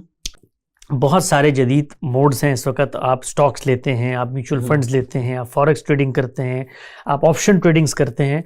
तो हर एक मामले को अलग अलग उसकी तह के अंदर उतर के देखना चाहिए। प्रिंसिपल क्या है? प्रिंसिपल में बताया तो कोई भी फाइनेंशियल ट्रांजैक्शन आप करते हैं उसमें आप किसी को धोखा नहीं दे रहे, कोई ज़रर गरर नहीं हो रहा, चीज़ कुछ और है, कुछ और बनाकर पेश नहीं कर रहे, उसमें कर्ज का कोई मामला नहीं हो। अगर ये नहीं है तो आप प्रिंसिपल सिक्योर्ड फाइनेंसिंग करें, एस्टिमेटेड मुनाफा लें, सिर्फ नफ़े में शरीक हों, वो काम बिल्कुल जायज़ है। How should a simple Muslim understand the Quran directly? Like how should one approach learning Arabic, from where and how much to learn? नहीं, आप कुरान मजीद का उर्दू तर्जुमा पढ़ें, क्योंकि आप पता नहीं आप किस उम्र के हिस्से में हैं। तराजिम मौजूद हैं। कुरान का मैसेज जो है वो इस वक्त दुनिया की हर ज़ुबान में पहुंच चुका है। आप उसको पढ़ना शुरू करें। पढ़ने के बाद 2-4 जगहों पे सवालात पैदा होते हैं। कुरान अल्लाह की किताब है। हमारा जो दीन है, इस तरह मैंने अर्ज़ किया कि वो मुतफर्रिक़ अक़वाल ज़री पे वो एक बुक पर मुश्तमिल है। तो और बुक के बारे में अल्लाह ताला ने कहा है वलक़द यस्सरनल क़ुरआन लिज़्ज़िक्र हल मिन मुदक्किर, कि मैंने इस कुरान को हिदायत के लिए साजगार बना दिया है, बहुत आसान है। तो आप कुरान मजीद का तर्जुमा उठाइए और एक तरफ से उसको पढ़ना शुरू कर दें, इंशाअल्लाह पूरे दीन की हिदायत आप तक पहुँच जाएगी। इफ़ समवन कोई एक लड़की के साथ ज़्यादती करता है जब वो एक माइनर हो, पर वो लड़की किसी को बता नहीं सकती खौफ से, तो क्या ये भी एक गुनाह है? बहुत बहुत बड़ी गुनाह की तो बात है, लेकिन اب دیکھنا یہ پڑے گا کہ وہ بچی نے اپنی جان بچانے کے لیے کام کیا. ہماری سوسائٹی میں جب اس طرح کی کوئی بات سامنے آتی ہے تو آپ کی پوری زندگی برباد ہو جاتی ہے. ہونا یہ چاہیے کہ ہماری سوسائٹی میں پیرنٹس بچوں کو سب سے پہلے تو اس چیز کی ٹریننگ دیں کہ وہ اپنی باڈی باؤنڈریز کو سمجھیں, وہ سیکشول پارٹس کی حساسیت کو سمجھیں, اور پھر اس کے بعد یہ اعتماد انہیں حاصل ہو کہ اگر ان کے ساتھ کوئی چیز آتی ہے تو کم سے کم وہ پیرنٹس کو آ کے بتائیں, تاکہ وہ جو ابیوزر ہے اس کا رستہ روکا جا سکے. کیونکہ جو اس طرح کے ابیوزرز ہوتے ہیں وہ ایک جگہ پہ تو نہیں رکتے نا, تو سوسائٹی میں رستہ ہی اس طریقے سے رکتا ہے. اور آپ ہماری سوسائٹی کو دیکھیے جس کے بارے میں ہم مغربی تہذیب سے اب اس کو کمپیئر کرتے ہیں. پچھلے دنوں میں نے ایک رپورٹ پڑھی پنجاب کی, اس کے اندر یعنی ہوش ربا انکشاف تھے. پنجاب جیسے صوبے کے اندر جو فیملیز کے اندر معاملات ہوتے ہیں, جو بڑے آپ ہی کے ریلیٹیوز آپ کے ساتھ کر رہے ہوتے ہیں اور جو کبھی رپورٹ نہیں ہوتے, وہ ہزاروں کی تعداد میں وہ کیسز تھے. تو ہماری سوسائٹی میں یہ بہت بڑا ٹیبو ہے کہ ہم اس طرح کی چیزوں کو بیان نہیں کرتے, اور کسی خاتون سے اگر کوئی اس طرح کا الزام متعلق ہو جائے تو ہمارے سوسائٹی میں اسے شادی نہیں کی, اس کے کریکٹر پہ سوال اٹھنا شروع کر دیتے ہیں. پیرنٹس کبھی انکریج نہیں کرتے. تو ایسے محکمے بننے چاہیے جہاں پر وہ پورے اعتماد سے جائیں اور اپنی سیفٹی سیکورٹی کا خیال رکھیں. اگر کوئی کپل شادی کے بغیر بچہ کر لیتا ہے اور بچہ ہونے کے بعد شادی کر لیتا ہے اور اب وہ بچہ اپنے ساتھ رکھنا چاہ رہا ہے, اس پر شریعہ کیا کہتی ہے؟ دیکھیے, شریعت کا حکم اس وقت مترتب ہوگا جب آپ اس بات کو قانون کے سامنے لے کر آئیں گے. اگر اللہ تعالیٰ نے اس بات کا پردہ رکھا ہوا ہے تو اس کو پردے کو قائم رہنے دیں. اگر کوئی غلطی ہو گئی ہے اور اس کا ازالہ ایسے کیا گیا کہ فی الفور شادی کر لی گئی ہے, بچہ پیدا ہو گیا ہے, تو بس وہ اب آپ کی اولاد ہے. وہ اولاد تو آپ ہی کی تھی, پہلے بھی آپ ہی کی اولاد تھی, لیکن آپ اس کو اگر دین کے پاس لے کر آتے ہیں, یعنی کسی مسلمان ملک کے اندر ایک عدالت قائم ہے, اس کے پاس لے کر آتے ہیں کہ ہم نے زنا کیا ہے, دونوں لوگ اس کی گواہی دیتے ہیں خود سے, تو پھر تو زنا کی ایک سزا قرآن میں مقرر ہے, 100 کوڑے وہ اپنی کمر پہ لگوائیں اور توبہ کر لیں. کیا شیعہ سنی دونوں جنت میں جائیں گے؟ جنت میں کون جائے گا کون نہیں جائے گا اس کا فیصلہ اللہ تعالیٰ نے کرنا ہے. میں جاؤں گا, آپ جائیں گے, اللہ تعالیٰ نے جو خبر مجھے دی ہے وہ کرائٹیریا بتایا ہے. اس کرائٹیریا کو سامنے رکھ کے اللہ تعالیٰ عین ممکن ہے بہت سارے مسلمانوں کے بارے میں خود قرآن نے بتایا ہے, وَمَن لَمْ يَحْكُمْ بِمَا أَنزَلَ اللَّهُ فَأُولَٰئِكَ هُمُ الْكَافِرُونَ, جو مسلمان اللہ کے حکم پر عمل درآمد نہیں کرتے عند اللہ وہ کافر ہیں. تو ہر شخص جنت میں جانے کا مستحق ہے جو اس کے کرائٹیریا کو پورا, یہ بتا دی اللہ نے کہ جنت میں جانے کے لیے کوئی آئیڈینٹی کارڈ نہیں چلے گا, یعنی مسلمانی کا کارڈ دکھا کے تم نہیں جا سکتے, یا سنی ہونے کا کارڈ دکھا کے نہیں جا سکتے.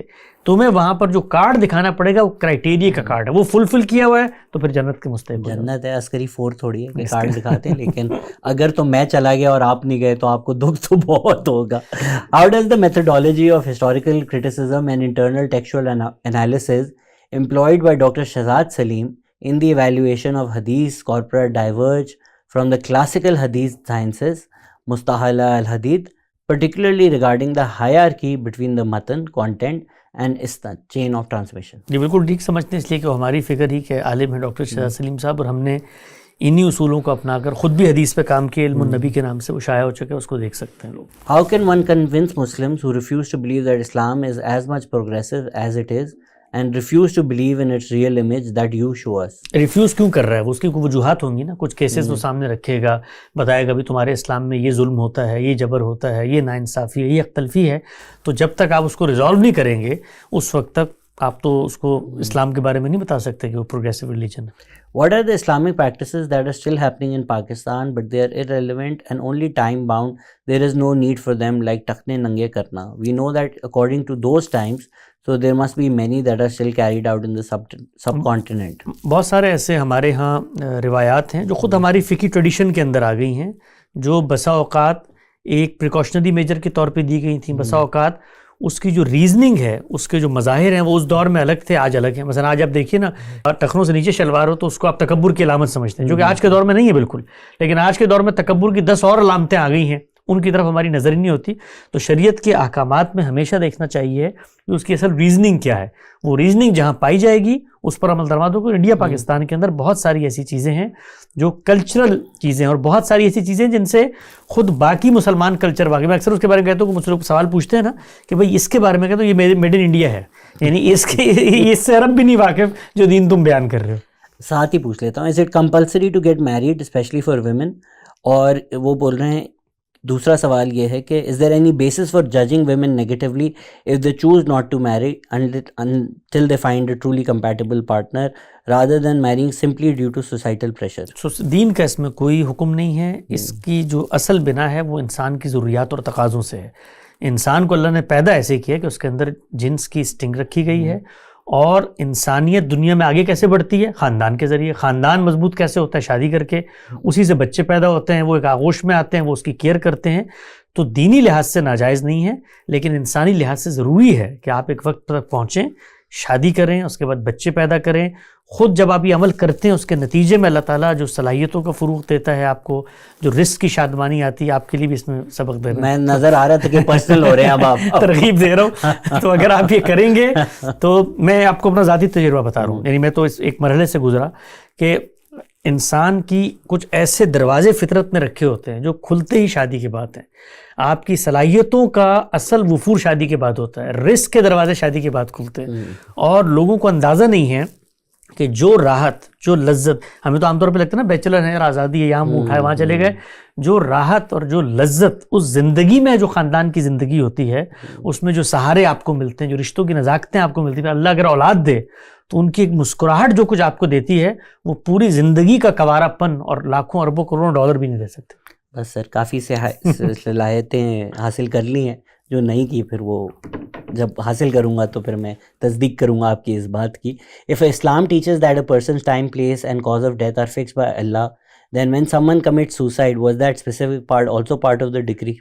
اللہ نے کیا چیز طے کی ہے یہ میرے علم میں نہیں ہے. اسلام یہ کہتا ہے کہ اللہ کا علم اپنے علم پر کبھی بھی محیط کر کے مت سمجھو. تم زمان و مکان کے اندر ہو, وہ اس سے اوپر ہے. اس کو میں ایک سادہ مثال سمجھاؤں کہ میں زمین پہ کھڑا ہوں نا تو مجھے آپ ابھی نظر آ رہے ہیں. میں چھت پہ چلا جاؤں گا تو مجھے کیرلٹن شہر نظر آئے گا. میں آسمان پہ چلا جاؤں گا تو بیک وقت مجھے بر اعظم نظر آنا شروع ہو جائیں گے. تو علم کی جو سطح ہے جیسے ہی تبدیل ہوتی ہے تو آپ کا نالج بیس تبدیل ہونا شروع ہو جاتا ہے. تو ہم عام طور پہ کیا کرتے ہیں, اپنے علم پہ قیاس کرتے ہیں اللہ تعالیٰ کو. تو اللہ کا علم حاضر اور موجود ان سب کو پہلے سے دیکھا ہوا ہے, لیکن اس کا علم میرے عمل پہ اثر انداز نہیں ہوتا. تو جو خودکشی کر رہا ہے اس کا وقت یقیناً مقرر تھا. اللہ کے علم میں تھا کہ خودکشی سے مرے گا, لیکن کر وہ اپنے اقدام کی بنیاد پر ہے. اللہ نے اس کو مجبور نہیں کیا کہ وہ اٹھے, رسی خریدے, پنکھے سے باندھے اور جا کے لٹک جائے. وہ یہ سب کام خود کرتا ہے. اور خود تقدیر کی بھی پھر دو حصے ہیں. کچھ چیزیں ہیں جو ایونٹس کے ساتھ خاص کر دی گئی ہیں. یعنی اللہ نے لکھ دیا ہے کہ اس کے پاس ارادہ اختیار تھا, اگر یہ کام کرے گا تو یہ ہو جائے گا, اور اگر یہ رستہ اپنائے گا تو یہ ہو جائے گا. تو یہ جو چیز ہے اللہ تعالیٰ کے علم میں ہے ہر چیز, لیکن وہ علم میرے عمل پہ اثر انداز نہیں ہوتا. ایک بات.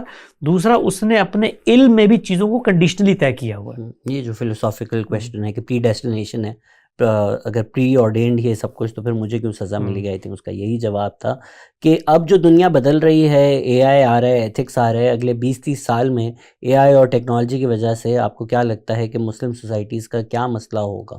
سب سے بڑا جو مجھے لگتا ہے مسلم سوسائٹیز کو چیلنج درپیش ہوگا, وہ ہمارا جو ٹریڈیشنل تھاٹ ہے, جس کو چیلنج کرنے کی کیپیسٹی ایک عام مسلمان میں نہیں تھی, جس کو چیزیں سمجھ میں نہیں آ رہی تھی, وہ کانٹرڈکشن میں جی رہا تھا, اس کو آواز مل جائے گی, اس کو ریزننگ مل جائے گی.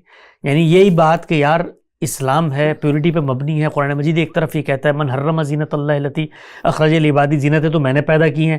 دوسری طرف مولوی کہتے ہیں میوزک حرام ہے, تصویر حرام ہے, وہ لوگ اٹھ کے کہتے ہیں خلافت نافذ کرو.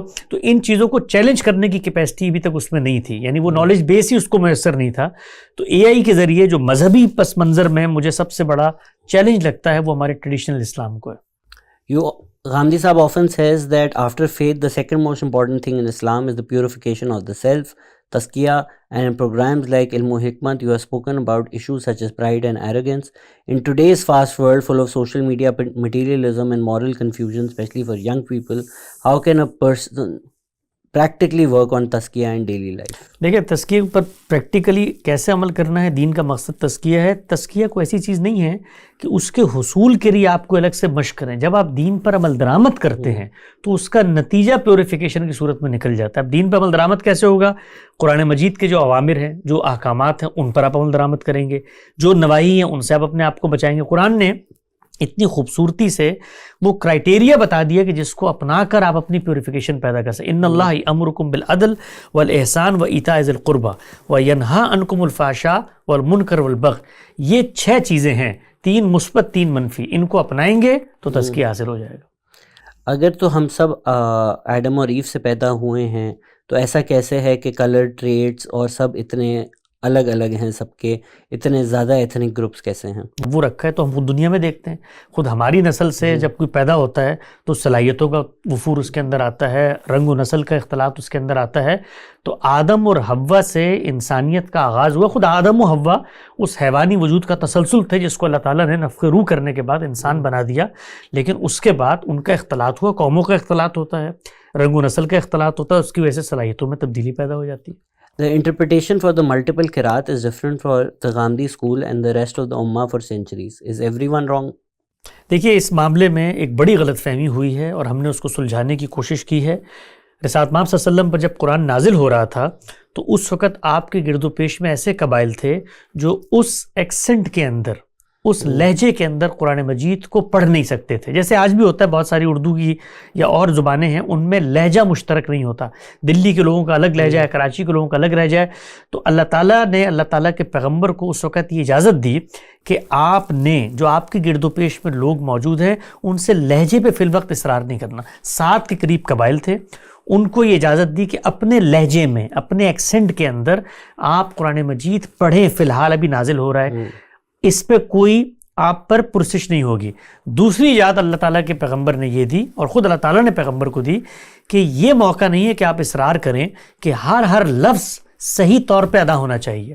جب تک عذاب کی آیت کو مغفرت کی آیت نہیں بنا دیتے اور مغفرت کی آیت کو یعنی بالکل ہی معنی مدعا تبدیل نہیں کر دیتے، اس وقت تک قرآن مجید ان تک پہنچائیں.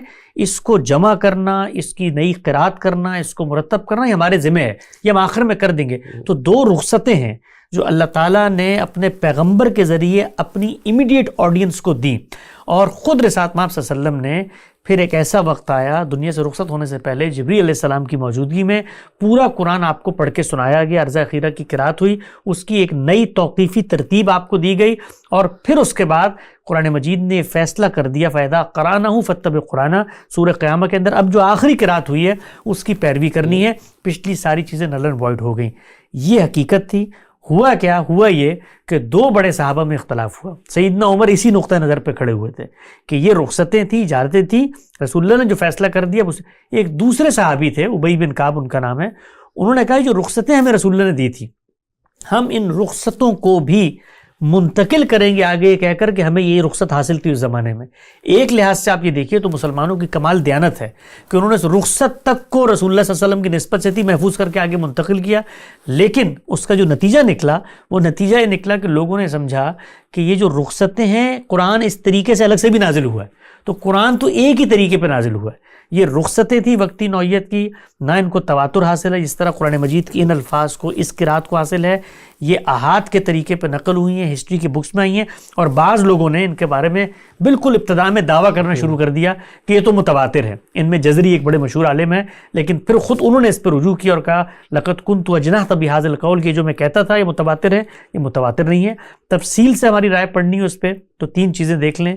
غامدی صاحب نے اپنی کتاب میزان میں قرات پہ بات لکھی ہے، ان کی کتاب مقامات کے اندر قرات کا اختلاف ہے، اور حال میں علم النبی کے اندر ہم نے جو یہ روایتیں ہیں کہ 7 حروف پہ قرآن نازل کیا اس پہ ہم نے کام کیا. Can we do prayers and taraweehs in Urdu, because what's the point of doing them in Arabic if you don't know what you're saying? اللہ تعالیٰ نے جب کتاب دی تو ان کے پیش نظر تو یہ تھا کہ بھئی میں نے ایک کتاب ایک زبان میں دی، ظاہری بات ہے جو ان کی امیڈیٹ آڈینس تھی اسی زبان میں کتاب آنی چاہیے تھی، ورنہ تو دنیا کی ہر زبان میں اللہ تعالیٰ اسی وقت کتاب جاری کر دیتے. اللہ کا یہ تقاضا اپنی جگہ پر قائم ہے کہ اگر آپ مسلمان ہیں تو بنیادی تھوڑی سی عربی سیکھ کے کلام اللہ کا اتنا فہم تو حاصل کریں کہ جو نماز میں پڑھا جا رہا ہے اس کو آپ سمجھیں. لیکن اگر آپ اپنی زبان میں یہ کام کریں گے تو وہ مسلمانوں کی جو وحدت ہے، وہ جو کلام اللہ کی اصل انسٹنکٹ ہے وہ مجروح ہو جائے گی، کیونکہ ترجمہ جو ہے وہ ہر انسان اپنے طریقے سے کرے گا، اس کی اپنی انٹرپریٹیشن ہوگی. تو کلام اللہ محفوظ ہے، اس کی آپ تلاوت کرتے ہیں، اور دنیا میں کہیں چلے جائیں، آپ افریقہ میں جائیں وہاں پر بھی آپ کنیکٹ کرتے ہیں، وہاں پر بھی آپ عبادت کر سکتے ہیں. اگر آپ سوچیں کہ اردو میں ہم پڑھیں گے، ایک عرب پاکستان میں آ جائے گا، اس کے لیے تو نماز بالکل غیر اہم ہو جائے گی. تو ہم اللہ کے الفاظ کو دہراتے ہیں، اور اگر آپ نے اس کو سمجھنا ہے تو چند مہینے لگتے ہیں آپ اس کا معنی مفہوم بھی حاصل. البتہ نماز کا ایک اور حصہ ہے جس کو اللہ تعالیٰ نے آپ پر چھوڑ دیا ہے، اس میں آپ اپنی زبان میں دعائیں مانگیں, مناجات کریں, تمجید کے کلمات کہیں, حمدیہ کلمات کہیں, وہ بالکل آپ دعا کر سکتے ہیں اپنی زبان میں, لیکن قرات قرآن مجید کے اصل متن کے ذریعے ہوگی. جاوید گاندھی اور ڈاکٹر اسرار کی ڈبیٹ میں اسلامک گورنمنٹ ڈسکس ہو رہی تھی, تو انہوں نے کہا کہ ایکسپینشنسٹ کیلیفیٹ کے پیریڈ میں تھی اور اب جائز نہیں ہے. تو ایکسپلین کر دیں کہ وہ ایکسپینشن کیسے جائز تھی اور بعد والی کیسے نہیں ہے. اس لیے جائز تھی کہ اللہ کے پیغمبر نے دنیا سے رخصت ہوتے وقت صحابہ اکرام کے سپرد یہ ذمہ داری کی تھی کہ جو کام میں نے عرب کے اندر کیا ہے وہ گرد و پیش کی ریاستوں کے اندر کیا ہے, روم کے اندر کیا ہے, فارس کے اندر کیا ہے. خود صحابہ نے رسالت مآب صلی اللہ علیہ وسلم کے اس حکم کو ایز اے حکم پرسیو کیا, اور وہ صرف انہی جگہوں پر گئے جہاں پر اللہ کے پیغمبر اتمام حجت کر چکے تھے. اتمام حجت صرف خط لکھنے سے نہیں ہوتی, اتمام حجت پیغمبر کے وجود سے ہوتی ہے. وہ وہاں پر موجود تھا, اس نے عرب کے صحرا میں کھڑے ہو کے اپنا اقتدار قائم کیا, اس کے مخالفین پر دنیا میں عذاب آیا. یہ خبر ہے جو گرد و پیش تک پہنچی ہے, اور پھر ان کو الٹیمیٹم دیا گیا کہ اسلم تسلم آ جاؤ. تو صحابہ کے ذمہ یہ ذمہ داری رسول اللہ صلی اللہ علیہ وسلم نے کی, خود سورہ توبہ نے بیان کی ہے کہ اب ان پر یا تو آسمان سے عذاب آئے گا, تمہارے ہاتھوں سے عذاب آئے گا, اور فرمایا یعذبہم اللہ بایدیکم, اللہ تمہارے ہاتھوں سے ان کو عذاب دے گا. صحابہ نکلے ہیں. آپ اگر اس دور کا حدیث لٹریچر دیکھیں اور آثار دیکھیں, خود قادسیہ کے میدان میں مغیرہ بن شعبہ نے کھڑے ہو کے بتایا ہے کہ ہم اللہ کے رسول کے حکم پر آئے ہیں یہاں, اور پھر یہ بتایا ہے انہوں نے کہ جب جنگیں ہوئی ہماری تو وہی کچھ ہوا جو بدر میں ہوا تھا, یعنی اللہ کی نصرت کا ظہور ہوا. آسمان سے فرشتے اترے, انہوں نے تہ و بالا کر دیا جو سامنے کی سلطنت تھی. تو صحابہ کا اقدام اس پس منظر میں تھا, یہ خود صحابہ نے بیان کیا. What does the Quran say about Sayyids and Pirs who exploit people in the name of their lineage? Is there any Quranic verse or authentic hadith that either supports or condemns the monopoly of these so-called spiritual figures? قرآن مجید کے اندر جی کوئی اس طرح کی چیز نہیں ہے, نہ کوئی spiritual figure کی تعین کی گئی ہے, نہ کوئی ولی ہے, نہ غوث ہے, نہ قطب ہے, نہ ابدال ہے, نہ سید ہے, نہ غیر سید ہے.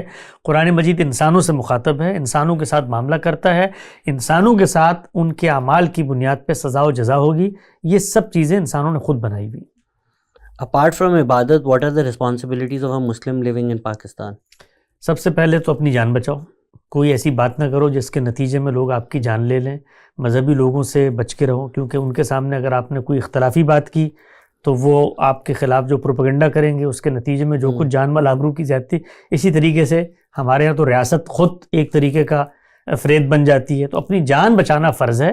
ان معاشروں کے اندر جو لوگ حریت فکر کا نام لے کے اس طریقے سے سڑکوں پہ نکل آتے ہیں اور اپنے سیاسی ہر چیز کو اپنے زمان و مکان کے لحاظ سے آپ نے آپریٹ کرنا ہے. جب آپ اس سے ہٹ کے کریں گے تو پھر اس کے کچھ کانسیکوینسز ہیں وہ بھگتنے کے لیے. تو ہماری سوسائٹی میں دو مسائل ہیں. ایک مسئلہ بڑا کیا ہے کہ مذہبی لوگوں کا نہاب ہے, اور دوسرا مسئلہ کیا ہے کہ جن لوگوں کے ہاتھ میں بندوق ہے ان سے اختلاف نہیں ہو سکتا. تو ان دونوں کے ساتھ مینج کر کے جئیں تو پاکستان میں عزت کی زندگی جی سکتے ہیں. غامدی صاحب نے اپنے ایک لیکچر میں کہا کہ فکر فراہی واپس پاپولر ایکسیپٹنس گین کرے گی, کیسے اور کب ہوگا یہ؟ دیکھیے یہ تو اللہ تعالیٰ کا نظام ہے. غامدی صاحب نے کوئی اس طرح کا دعویٰ مجھے نہیں پتا کس پس منظر میں کیا ہے, لیکن جو دور ہے اس دور کے اندر علوم کا دروازہ کھل چکا ہے, اور علم کا دروازہ کھلنے کے بعد ریزننگ کی بنیاد پر, علم کی بنیاد پر جو دین کو پیش کرنے والے بڑے علماء ہیں ان میں مولانا فراہی بھی شامل ہیں. تو اس پس منظر میں ایک آپٹیمزم ہے کہ بھائی اللہ کرے گا اگر لوگوں کے اتنے سوالات پیدا ہوں گے, الحاد کا دورہ ہے, دنیا جو ہے وہ تشکیک کے مرحلے میں جا چکی ہے, پوری دنیا میں اسلام کو چیلنج کیا جا رہا ہے, تو جو افکار موجود ہیں ان میں ایک فکر فراہی کھڑی نظر آتی ہے جو قرآن کی بنیاد پہ اس کو ڈیفینڈ کر رہی ہے. If a single woman is planning to settle in Europe as a doctor and marriage is not happening but unable to take father or brothers with her due to visa regulations since only a spouse can be a dependent, what are the Islamic rulings regarding this situation? اسلام نے اس بارے میں صرف ایک ہی ہدایت کی ہے کہ اپنی آبرو کا تحفظ کریں, اپنی جان کا تحفظ کریں. باقی آپ دنیا میں جہاں جانا چاہتی ہیں جہاں آزادی کے ساتھ رہیں, اپنا کام کریں, کیریئر بلڈ کریں. ہمارے یہاں جو عام طور پہ یہ ہدایت کی جاتی ہے کہ آپ محرم کے بغیر سفر نہیں کر سکتے, اور رسالت مآب صلی اللہ علیہ وسلم کی حدیث سے واضح ہے کہ اس زمانے میں جب آپ نکلتے تھے قبائلی تمدن میں تو جان مال آبرو کو خطرہ ہوتا تھا, تو وہ ایک پریکاشنری میجر کی ہدایت ہے. دین کا اس معاملے سے کوئی تعلق ہی نہیں ہے. I love Gandhi Saab for his progressive approach and respect him a lot, but really I am seriously disappointed by the view that he has for Banu Umayya, who actually destroyed Islam, and the root cause of all evil is really disappointing. At one point, he denied many well-recognized hadiths, and on the other hand, he brings a vague hadith to support Banu Umayya. Yazid was always wrong, and I wish the stature of this man one day openly admit and support the Prophet family. He's against Ahl Bayt, which is very sad because he's a good man. ہمارے یہاں ہوتا کیا ہے کہ جب آپ کے ذہن میں جو ایک تصور بنا ہوتا ہے آپ کو اس تصور سے میچ کیا ہوا کوئی نظریہ نہیں ملتا تو پھر فتوے کی زبان شروع ہو جاتی ہے. I think he hate prophet's family. دیکھیں کتنا بڑا کلیم ہے. اور دنیا بھر میں اصول یہ ہے کہ جب آپ کو کلیم کرتے ہیں تو جو دوسرا آدمی ہے اس کو اس کلیم کو اپریشیٹ کرنا, ایکسیپٹ کرنا چاہیے. تو ہمارا جو اس باب میں نقطہ نظر ہے وہ یہ ہرگز نہیں ہے نعوذ باللہ من ذالک. خود ساتھ ماں صلی اللہ علیہ وسلم کے اعزہ کے بارے میں ہم روزانہ دعا کرتے ہیں, اللہم صلی علی محمد و آل محمد. ہم ان کے بارے میں کوئی ایسا رویہ نہیں اپنا سکتے, قرآن مجید نے ہمیں پابند کر دیا ہے. تو اہل بیت سے بغض, اہل بیت سے نفرت, یہ تو ہمارے ایمان کے منافی ہے. اللہ کے پیغمبر کے جنہوں نے ساتھ دیا, وہ ازواج مطہرات جو اللہ کے پیغمبر کی حامی و ناصر بن کے کھڑی ہوئیں, جن کو اللہ نے اختیار دیا کہ تم پر دوہری ذمہ داری ہے, تم باہر نہیں نکل سکتی گھروں سے, پیغمبر کا, اور اتنی مشکلات انہوں نے سہیں, ان کی کریکٹر اسیسینیشن کی گئی, اسکینڈلائزیشن کی گئی, وہ ایسے ثابت قدمی کے ساتھ کھڑی رہیں, ان کے بارے میں کوئی ایک لفظ ہماری زبان سے نکلتا. تو وہ اہل بیت ہیں. اس کے مقابلے میں جو کانفلکٹ ہوا ہے بٹوین دا پیغمبر فیملی اور وہاں کے دور کے لوگ, اس کانفلکٹ میں اگر کوئی ایک پولیٹیکل اوپینین آپ رکھتے ہیں تو اس کا یہ ہرگز مطلب نہیں ہے کہ ایک جو فگر ہے اس اہل بیت میں سے اس کی پولیٹیکل اسٹریٹجی کو آپ ٹھیک نہیں سمجھتے تو آپ اہل بیت کے خلاف ہو گئے. کیا سیدہ عائشہ اہل بیت نہیں ہے؟ تو سیدہ عائشہ کے ساتھ بھی آخر جنگ ہوئی ہے نا سیدنا علی کی. تو کوئی شخص اگر مثال کے طور پہ اس موقع پہ سیدنا علی کا ساتھ دے تو کوئی آگے سے یہ کہے گا کہ تم تو پروفٹ کی فیملی کے خلاف جا رہے ہو. تو پولیٹیکل ڈسٹریبیوٹس کو ان ڈسپیوٹس کی پس منظر میں دیکھنا چاہیے, اس کی بنیاد پہ یہ فتوے نہیں دینے چاہیے کہ فلاں فلاں سے نفرت کرتا ہے. ہمارا جو آرگومنٹ ہے ہم نے اس کو بیان کیا بڑی تفصیل سے, کوئی 50-60 گھنٹوں میں بیان کیا ہے سیریز میں. آپ کو اتفاق نہیں ہے کوئی مسئلہ نہیں ہے, لیکن آپ جب ہم پر یہ الزام لگائیں کہ جی آپ تو نفرت کرتے ہیں فلاں سے, تو اس طرح کا کوئی الزام ہم ایکسیپٹ نہیں کرتے. What was the Prophet Muhammad, peace be upon him, method of prayer? Did he also read Ashhadu Allah and vouch that he was Allah's prophet? Did he read the durood on himself as well? My guess is no. Then would it be right to say that first namaz can be ended after second sajda of last rakat and say salam? جی, رسالت مآب صلی اللہ علیہ وسلم نے دنیا کو جو دعوت دی ہے وہ یہ ہے کہ تم یہ کہو کہ میں اللہ کا رسول ہوں اور آخری رسول ہوں اور اللہ کا کوئی شریک نہیں ہے. یہ جو ہمارے عام طور پہ کلمے 6 رائج ہیں تو بر صغیر میں دین ہی کو سامنے رکھ کے لوگوں کے ایمان کے استعداد کے لیے بنائے گئے ہیں. اصل کلمہ تو ایک ہی ہے, اشہد ان لا الہ الا اللہ و اشہد ان محمدن عبدہ و رسولہ, کہ اللہ ایک ہے, اس کا کوئی شریک نہیں ہے, اور اللہ کے پیغمبر آخری پیغمبر ہیں اور اللہ کے رسول ہیں. تو اللہ تعالیٰ کے پیغمبر یہ دعوت دیتے تھے. نماز کے اندر جو اذکار ہے ان اذکار کے اندر رسالت مآب صلی اللہ علیہ وسلم مختلف دعائیں پڑھتے تھے. اگر آپ تشہد کی بات کر رہے ہیں, اس میں انہوں نے ایک صحابی کو یہ کہتے ہوئے سنا کہ اللہ پر سلامتی کی دعا ہو, تو اس پر رسالت مآب صلی اللہ علیہ وسلم نے فرمایا کہ بھی اللہ تو خود سراسر سلامتی, اس پہ کیا سلامتی کی دعا بھیج رہو. اگر پڑھنی ہے تو یوں پڑھو, التحیات للہ والصلوات والطیبات والسلام علیک یا ایھا النبی. تو یہ لوگوں کو سکھائیے. رسالت مآب صلی اللہ علیہ وسلم سے اس باب میں کئی دعائیں منقول ہیں. What is the rationale behind his denial of Hazrat Isa علیہ السلام coming back to the world? 23 اعتراضات سیریز گوگل پہ جائیے, یوٹیوب کریں, اپنا ریشنل ہم نے وہاں بتا دیا. اگر تو اتنا ضروری تھا قرآن کا تحفظ ہونا تو یہ پروفٹ محمد صلی اللہ علیہ وسلم کے وقت میں کیوں نہیں ہوا؟ بالکل ان کے وقت میں ہوا. یہ بالکل ایک غلط مت ہے ہمارے ہاں. آپ صلی اللہ علیہ وسلم کی زندگی میں سینکڑوں کی تعداد میں نہیں بلکہ ہزاروں کی تعداد میں قرآن مجید کے حفاظ موجود تھے, لکھا ہوا قرآن موجود تھا, مرتب شدہ میں موجود تھا, ہر ایک کے اپنے نسخے تھے. جو کام کیا گیا ہے وہ 2 کام ہوئے. قرآن کی جو قرات تھی, جیسے قرآن پڑھنا ہے, جب بھی ہمارے سامنے کوئی متن آتا ہے کہ اس کی ورڈنگ ہوتی ہے کہ اس کی ریڈنگ ہوتی ہے. جو ریڈنگ ہے اس کو ثبت کیا گیا ہے قرآن مجید کے اوپر اعراب کی صورت میں, اور یہ آپ صلی اللہ علیہ وسلم کی دنیا سے رخصت ہونے کے 40 سال کے اندر اندر ہو گیا ہے. بنو امیہ کے حکمران تھے, انہوں نے یہ کام کیا ہے, مروان نے, اور اس کے بعد قرات ثبت کر دی گئی.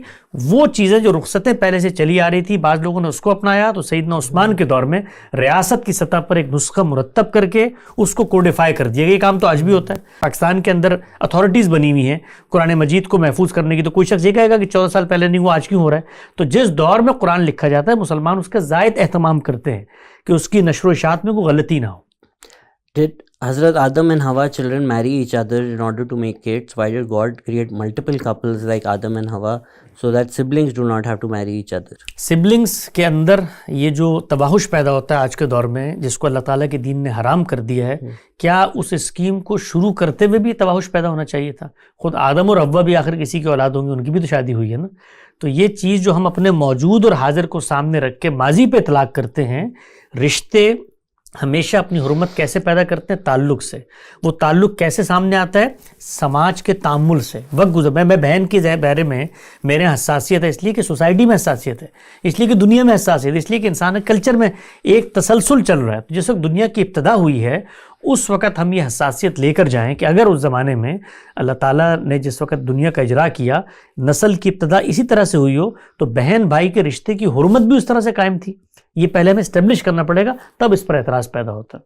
Why exactly the dog as a pet is controversial despite being one of the smartest animals and truly God gifted with so many qualities?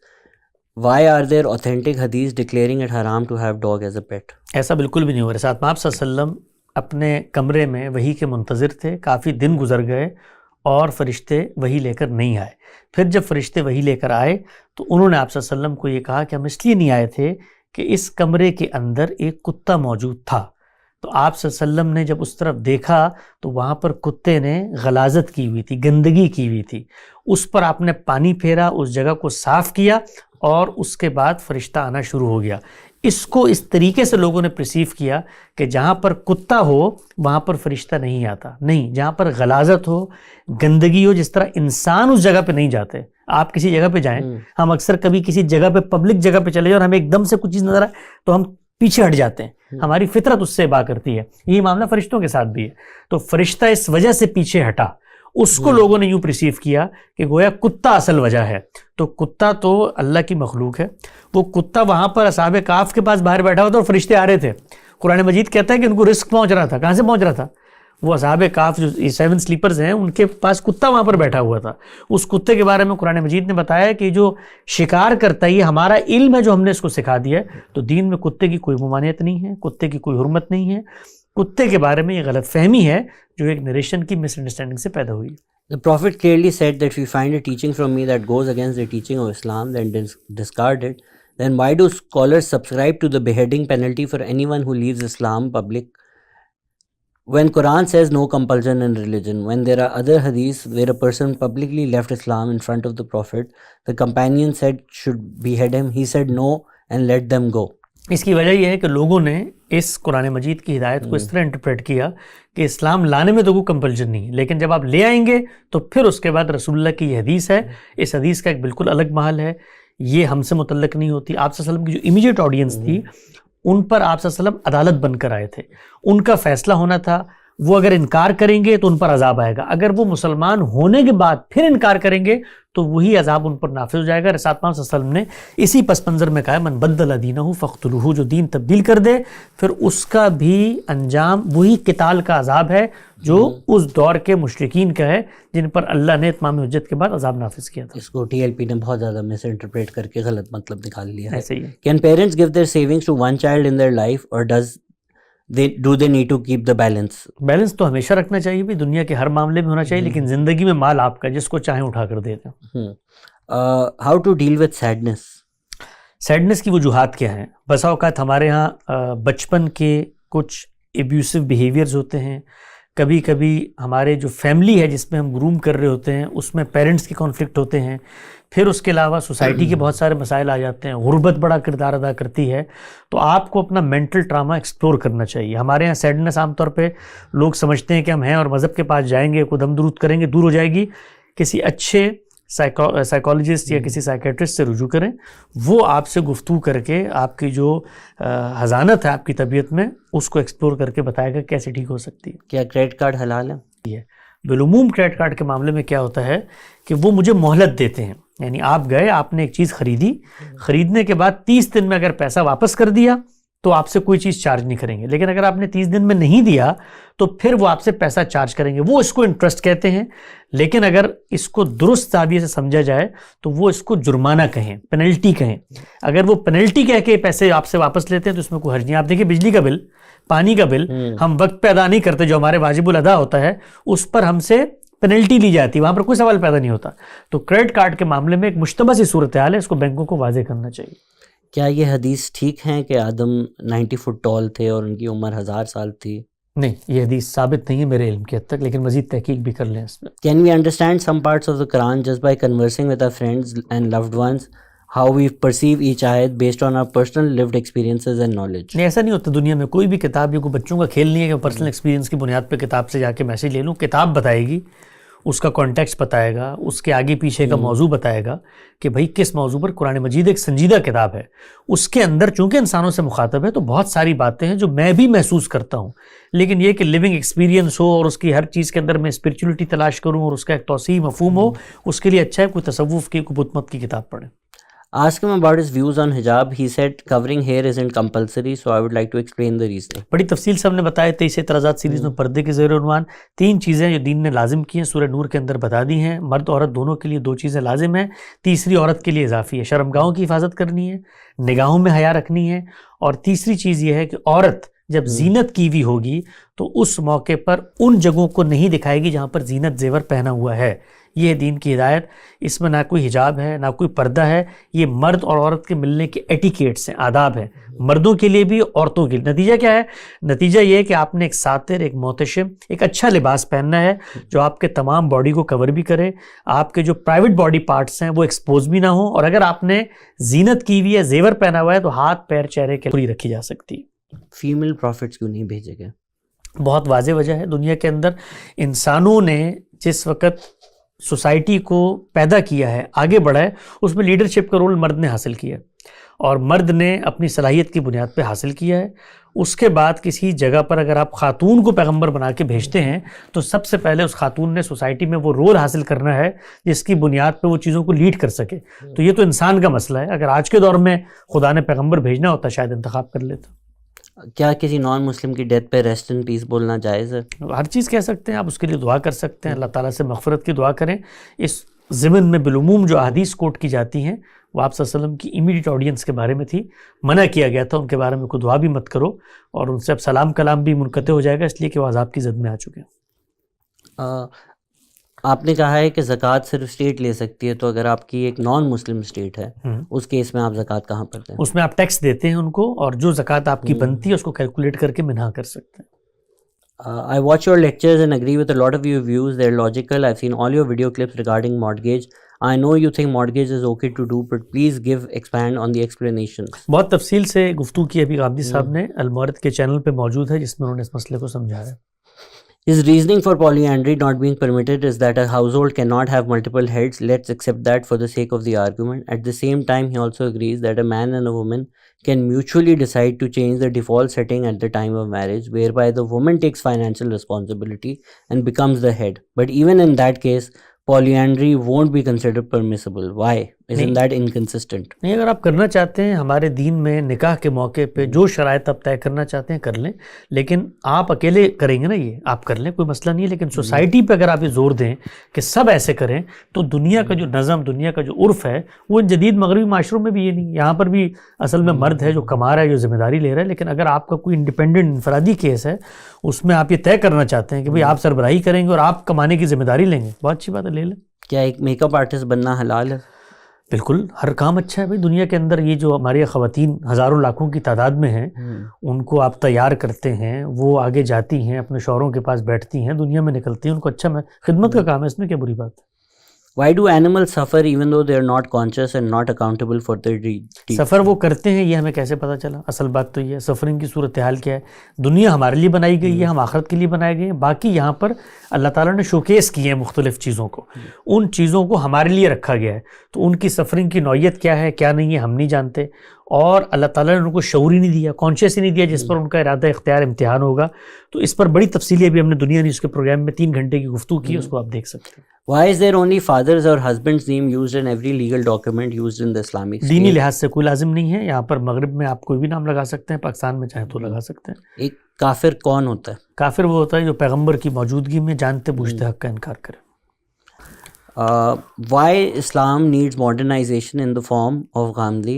جب اگر 1400 سال سے ایک طرح کا اسلام چل رہا ہے تو ہمیں ماڈرنائزیشن کی کیا ضرورت ہے؟ 14 سال سے دین ایک ہے، اسلام ایک طرح کا نہیں چل رہا ہے، اس لیے کہ دین کو سمجھنے کے بعد ایک ہیومن تھاٹ مرتب ہوا ہے۔ 14 سال میں اگر تو رسول اللہ صلی اللہ علیہ وسلم کی رخصت ہونے کے بعد آج تک کوئی عالم پیدا نہیں ہوا، اس نے اپنی کوئی تعبیر نہیں دی، اس نے اپنی کسی دلیل پر توجہ نہیں کی، اختلاف نہیں کیا، پھر تو اسلام ایک ہے۔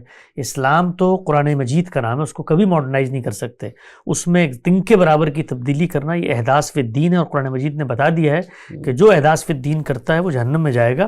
ہم جو کام کر رہے ہیں وہ لوگوں نے اسلام کو جو سمجھا ہے اس سے ایک تھاٹ، ایک ٹریڈیشن مرتب ہوا ہے، اس کو ری تھنک، ری کنسٹرکٹ، ری لرن کرنے کا کام کر رہے ہیں۔ یہ اسلام کو ری ڈسکور کرنے کا کام ہے، اسلام کو تبدیل کرنے کا کام نہیں ہے۔ حجاب is used to protect women from the lustful eyes of men. Why do women cover up before praying, standing in front of God? Because there is no hijab between human being and the Almighty. نہیں، حجاب پہلی بات تو یہ کہ یہ کام کرتا ہے، یہ کہاں سے آپ نے دریافت کیا کہ روک دیتا ہے؟ دنیا بھر میں جو مرد ہیں وہ تو اس طرح کا کام کرنے سے پہلے کبھی حجاب کو نہیں دیکھتے، شیطان تو ہر جگہ پہ آ جاتا ہے۔ حجاب کا یہ مقصد جو یہ بیان کر رہی ہیں کہ اس کے نتیجے میں تحفظ ہو جاتا ہے، تو دنیا بھر میں تو جو ریپ کے کیسز ہوتے ہیں اس میں کیا اس وجہ سے کوئی شخص رک جاتا ہے؟ تو تحفظ کیسے ہوتا ہے؟ جب سوسائٹی آپ کو پروٹیکشن دیتی ہے۔ یہاں پر پوری یورپ میں، امریکہ میں جو خواتین حجاب نہیں کرتی زیادہ محفوظ ہوتی ہیں پاکستان کی نسبت۔ جو بیچاری بس اسٹاپ پہ خاتون برقع پہن کے کھڑی ہوتی ہے، ہر آدمی گزرتے ہوئے گھورتا ہے، ہر آدمی سیٹی کستا ہے، ہر آدمی آواز دیتا ہے۔ تو تحفظ، عدم تحفظ کا تعلق سماج سے ہے۔ نماز میں کیوں کرتی ہیں؟ آداب کی وجہ سے۔ God sent prophets repeatedly in the earlier ages when times people were far easily convinced. Why did prophethood end before the modern age where it is actually needed the most? خاک فاک دیجیے، یعنی اس زمانے میں جتنے پیغمبر آئے ان کے ساتھ تو ان کے گھر والے بھی ایمان نہیں لے کر آئے۔ انسان تو ہمیشہ سے ایک ہی ہے۔ یعنی آج کے دور میں زیادہ آسان ہے، کوئی ریشنل ریزننگ کر کے لوگ سن لیتے ہیں، اس دور میں تو شرک کا دورہ تھا۔ نوح علیہ السلام کی قوم کو آپ دیکھیں تو قرآن مجید نے بتایا قلیل ما تشکرون، ہمیشہ چند لوگ ہوتے ہیں جو ایمان لاتے ہیں۔ Is slavery moral if it isn't according to Islam? Why did scholars justified it throughout history or by saying it was limited? تفصیلی گفتگو لاسٹ ٹائم میں نے آپ کے ساتھ بھی کی تھی، غام صاحب کی بھی بڑی تفصیلی باتیں ہیں، اس کو آپ سمجھ لیں۔ دین نے نہ سلیوری کی اجازت دی، نہ دین نے سلیوری کو انیشیٹ کیا، دین نے اس کے خاتمے کی بنیاد رکھی، بے تحاشا ایسے اقدامات کیے، اور یہ بھی بتا دیا کہ آج کے بعد کوئی سلیو نہیں بنے گا۔ انسانوں کے ہاں یہ مرض تھا، خود مشرق میں، مغرب میں، ہر جگہ تھا۔ جب امریکہ جہاں بیٹھے ہیں یہاں پر ابھی 1960 تک سلیوز تھے، تو انسانوں نے دنیا کا معیشت کا پہیہ چلانے کے لیے ایک چیز متعین کی تھی، جنگوں میں پکڑتے تھے، ناحق جنگیں ہوتی تھی، دین نے تو اس کا رستہ روکا۔ اگر تو کسی کو اپنے والد صاحب کی طرف نیگیٹو فیلنگز ہیں تو وہ کیا کریں؟ اچھے ماہر نفسیات کے پاس جائے۔ نیگیٹو فیلنگز کیسے پیدا ہو رہی ہیں، کیوں پیدا ہو رہی ہیں؟ انہوں نے لکھا ہوا ہے پورا کہ ان کے والد صاحب نے اچھی چیزیں نہیں کی ان کے ساتھ۔ پھر بھی یہ جب آپ کے یہاں یہ پیدا ہو جاتی ہیں ذہن میں، تو ان کو دور کرنا، آپ ورنہ اس کے ساتھ جیتے رہتے ہیں۔ ہمارے یہاں جو مینٹل ہیلتھ ہے، خاص طور پہ برصغیر کے معاشرے میں، اس کو ایک ٹیبو سمجھا جاتا ہے۔ یعنی ہم یہ سمجھتے ہیں کہ اگر ہم نے کسی سے ہیلپ لی ہے اپنی مینٹل ہیلتھ کی نرشنگ کے لیے، اس کو بہتر کرنے کے لیے، تو یہ ایسے جیسے میں پاگل ہو گیا ہوں۔ یہ ایسا نہیں ہے۔ جس طرح فزیکل باڈی کی نیڈز ہیں، اس کو ہیلپ چاہیے ہوتی ہے۔ آپ کو بیماری ہو تو آپ دوائی کھاتے ہیں، آپ کی جو پاور ہے آپ اس کو بڑھاتے ہیں تاکہ وہ ریئیکٹ کر سکے، لڑ سکے ان امراض سے۔ یہی معاملہ دماغ کا بھی ہوتا ہے۔ ہمارے ہاں اس وقت 80-90% لوگ، جب میں پاکستان جاتا ہوں اور ان سے گفتگو ہوتی ہے تو مجھے لگتا ہے کہ یہ ان کو انزائٹی ہے، یہ ڈپریس ہیں، ان کے ایسے مینٹل ٹراماز ہیں جس کی وجہ سے گھروں کے حالات خراب ہوئے ہیں، بچوں کے ساتھ تعلقات۔ تو کوشش کریں کہ اپنے گرد و پیش میں ایسے لوگوں کو تلاش کریں کہ جو ذہن کی صحت کے لیے آپ کی مدد کر سکیں۔ اور ذہن کی صحت ایک پوری سائنس ہے، اور میں نے سوسائٹی میں نکلتے ہیں تو آپ کے سامنے چیلنجز آتے ہیں، اس میں اگر آپ کی مینٹل ہیلتھ اسٹرانگ نہیں ہوتی، آپ کا ایموشنل آئی کیو اسٹرانگ نہیں ہوتا، آپ آگے نہیں بڑھ سکتے۔ تو ہماری قوم میں بہت شدید ضرورت ہے، ان معاشروں میں اور زیادہ ضرورت ہوتی ہے جو سپریس ہوتے ہیں، جہاں پہ مذہبی نہاب ہوتا ہے، جہاں ریاستی جبر ہوتا ہے، جہاں معیشت بہت کمزور ہوتی ہے، وہاں پر یہ ٹراماز بہت گہرے پیدا ہوتے ہیں، اور اس کے نتیجے میں نسلیں جو ہیں وہ ٹرکل ڈاؤن ایفیکٹ کی طرح ایفیکٹ ہوتی ہیں۔ تو ہم سب کو کوشش کرنی چاہیے، اگر اس طرح کے منفی جذبات پیدا ہو رہے ہیں تو ہم مینٹل ہیلپ لیں۔ تھینک یو سر، آج آپ نے ہمیں اتنا وقت دیا۔ سوال تو 500 اور تھے، بٹ انشاءاللہ پھر آپ کے ساتھ کبھی تقریب ہوگی۔ Thank you for listening and thank you sir. بہت شکریہ۔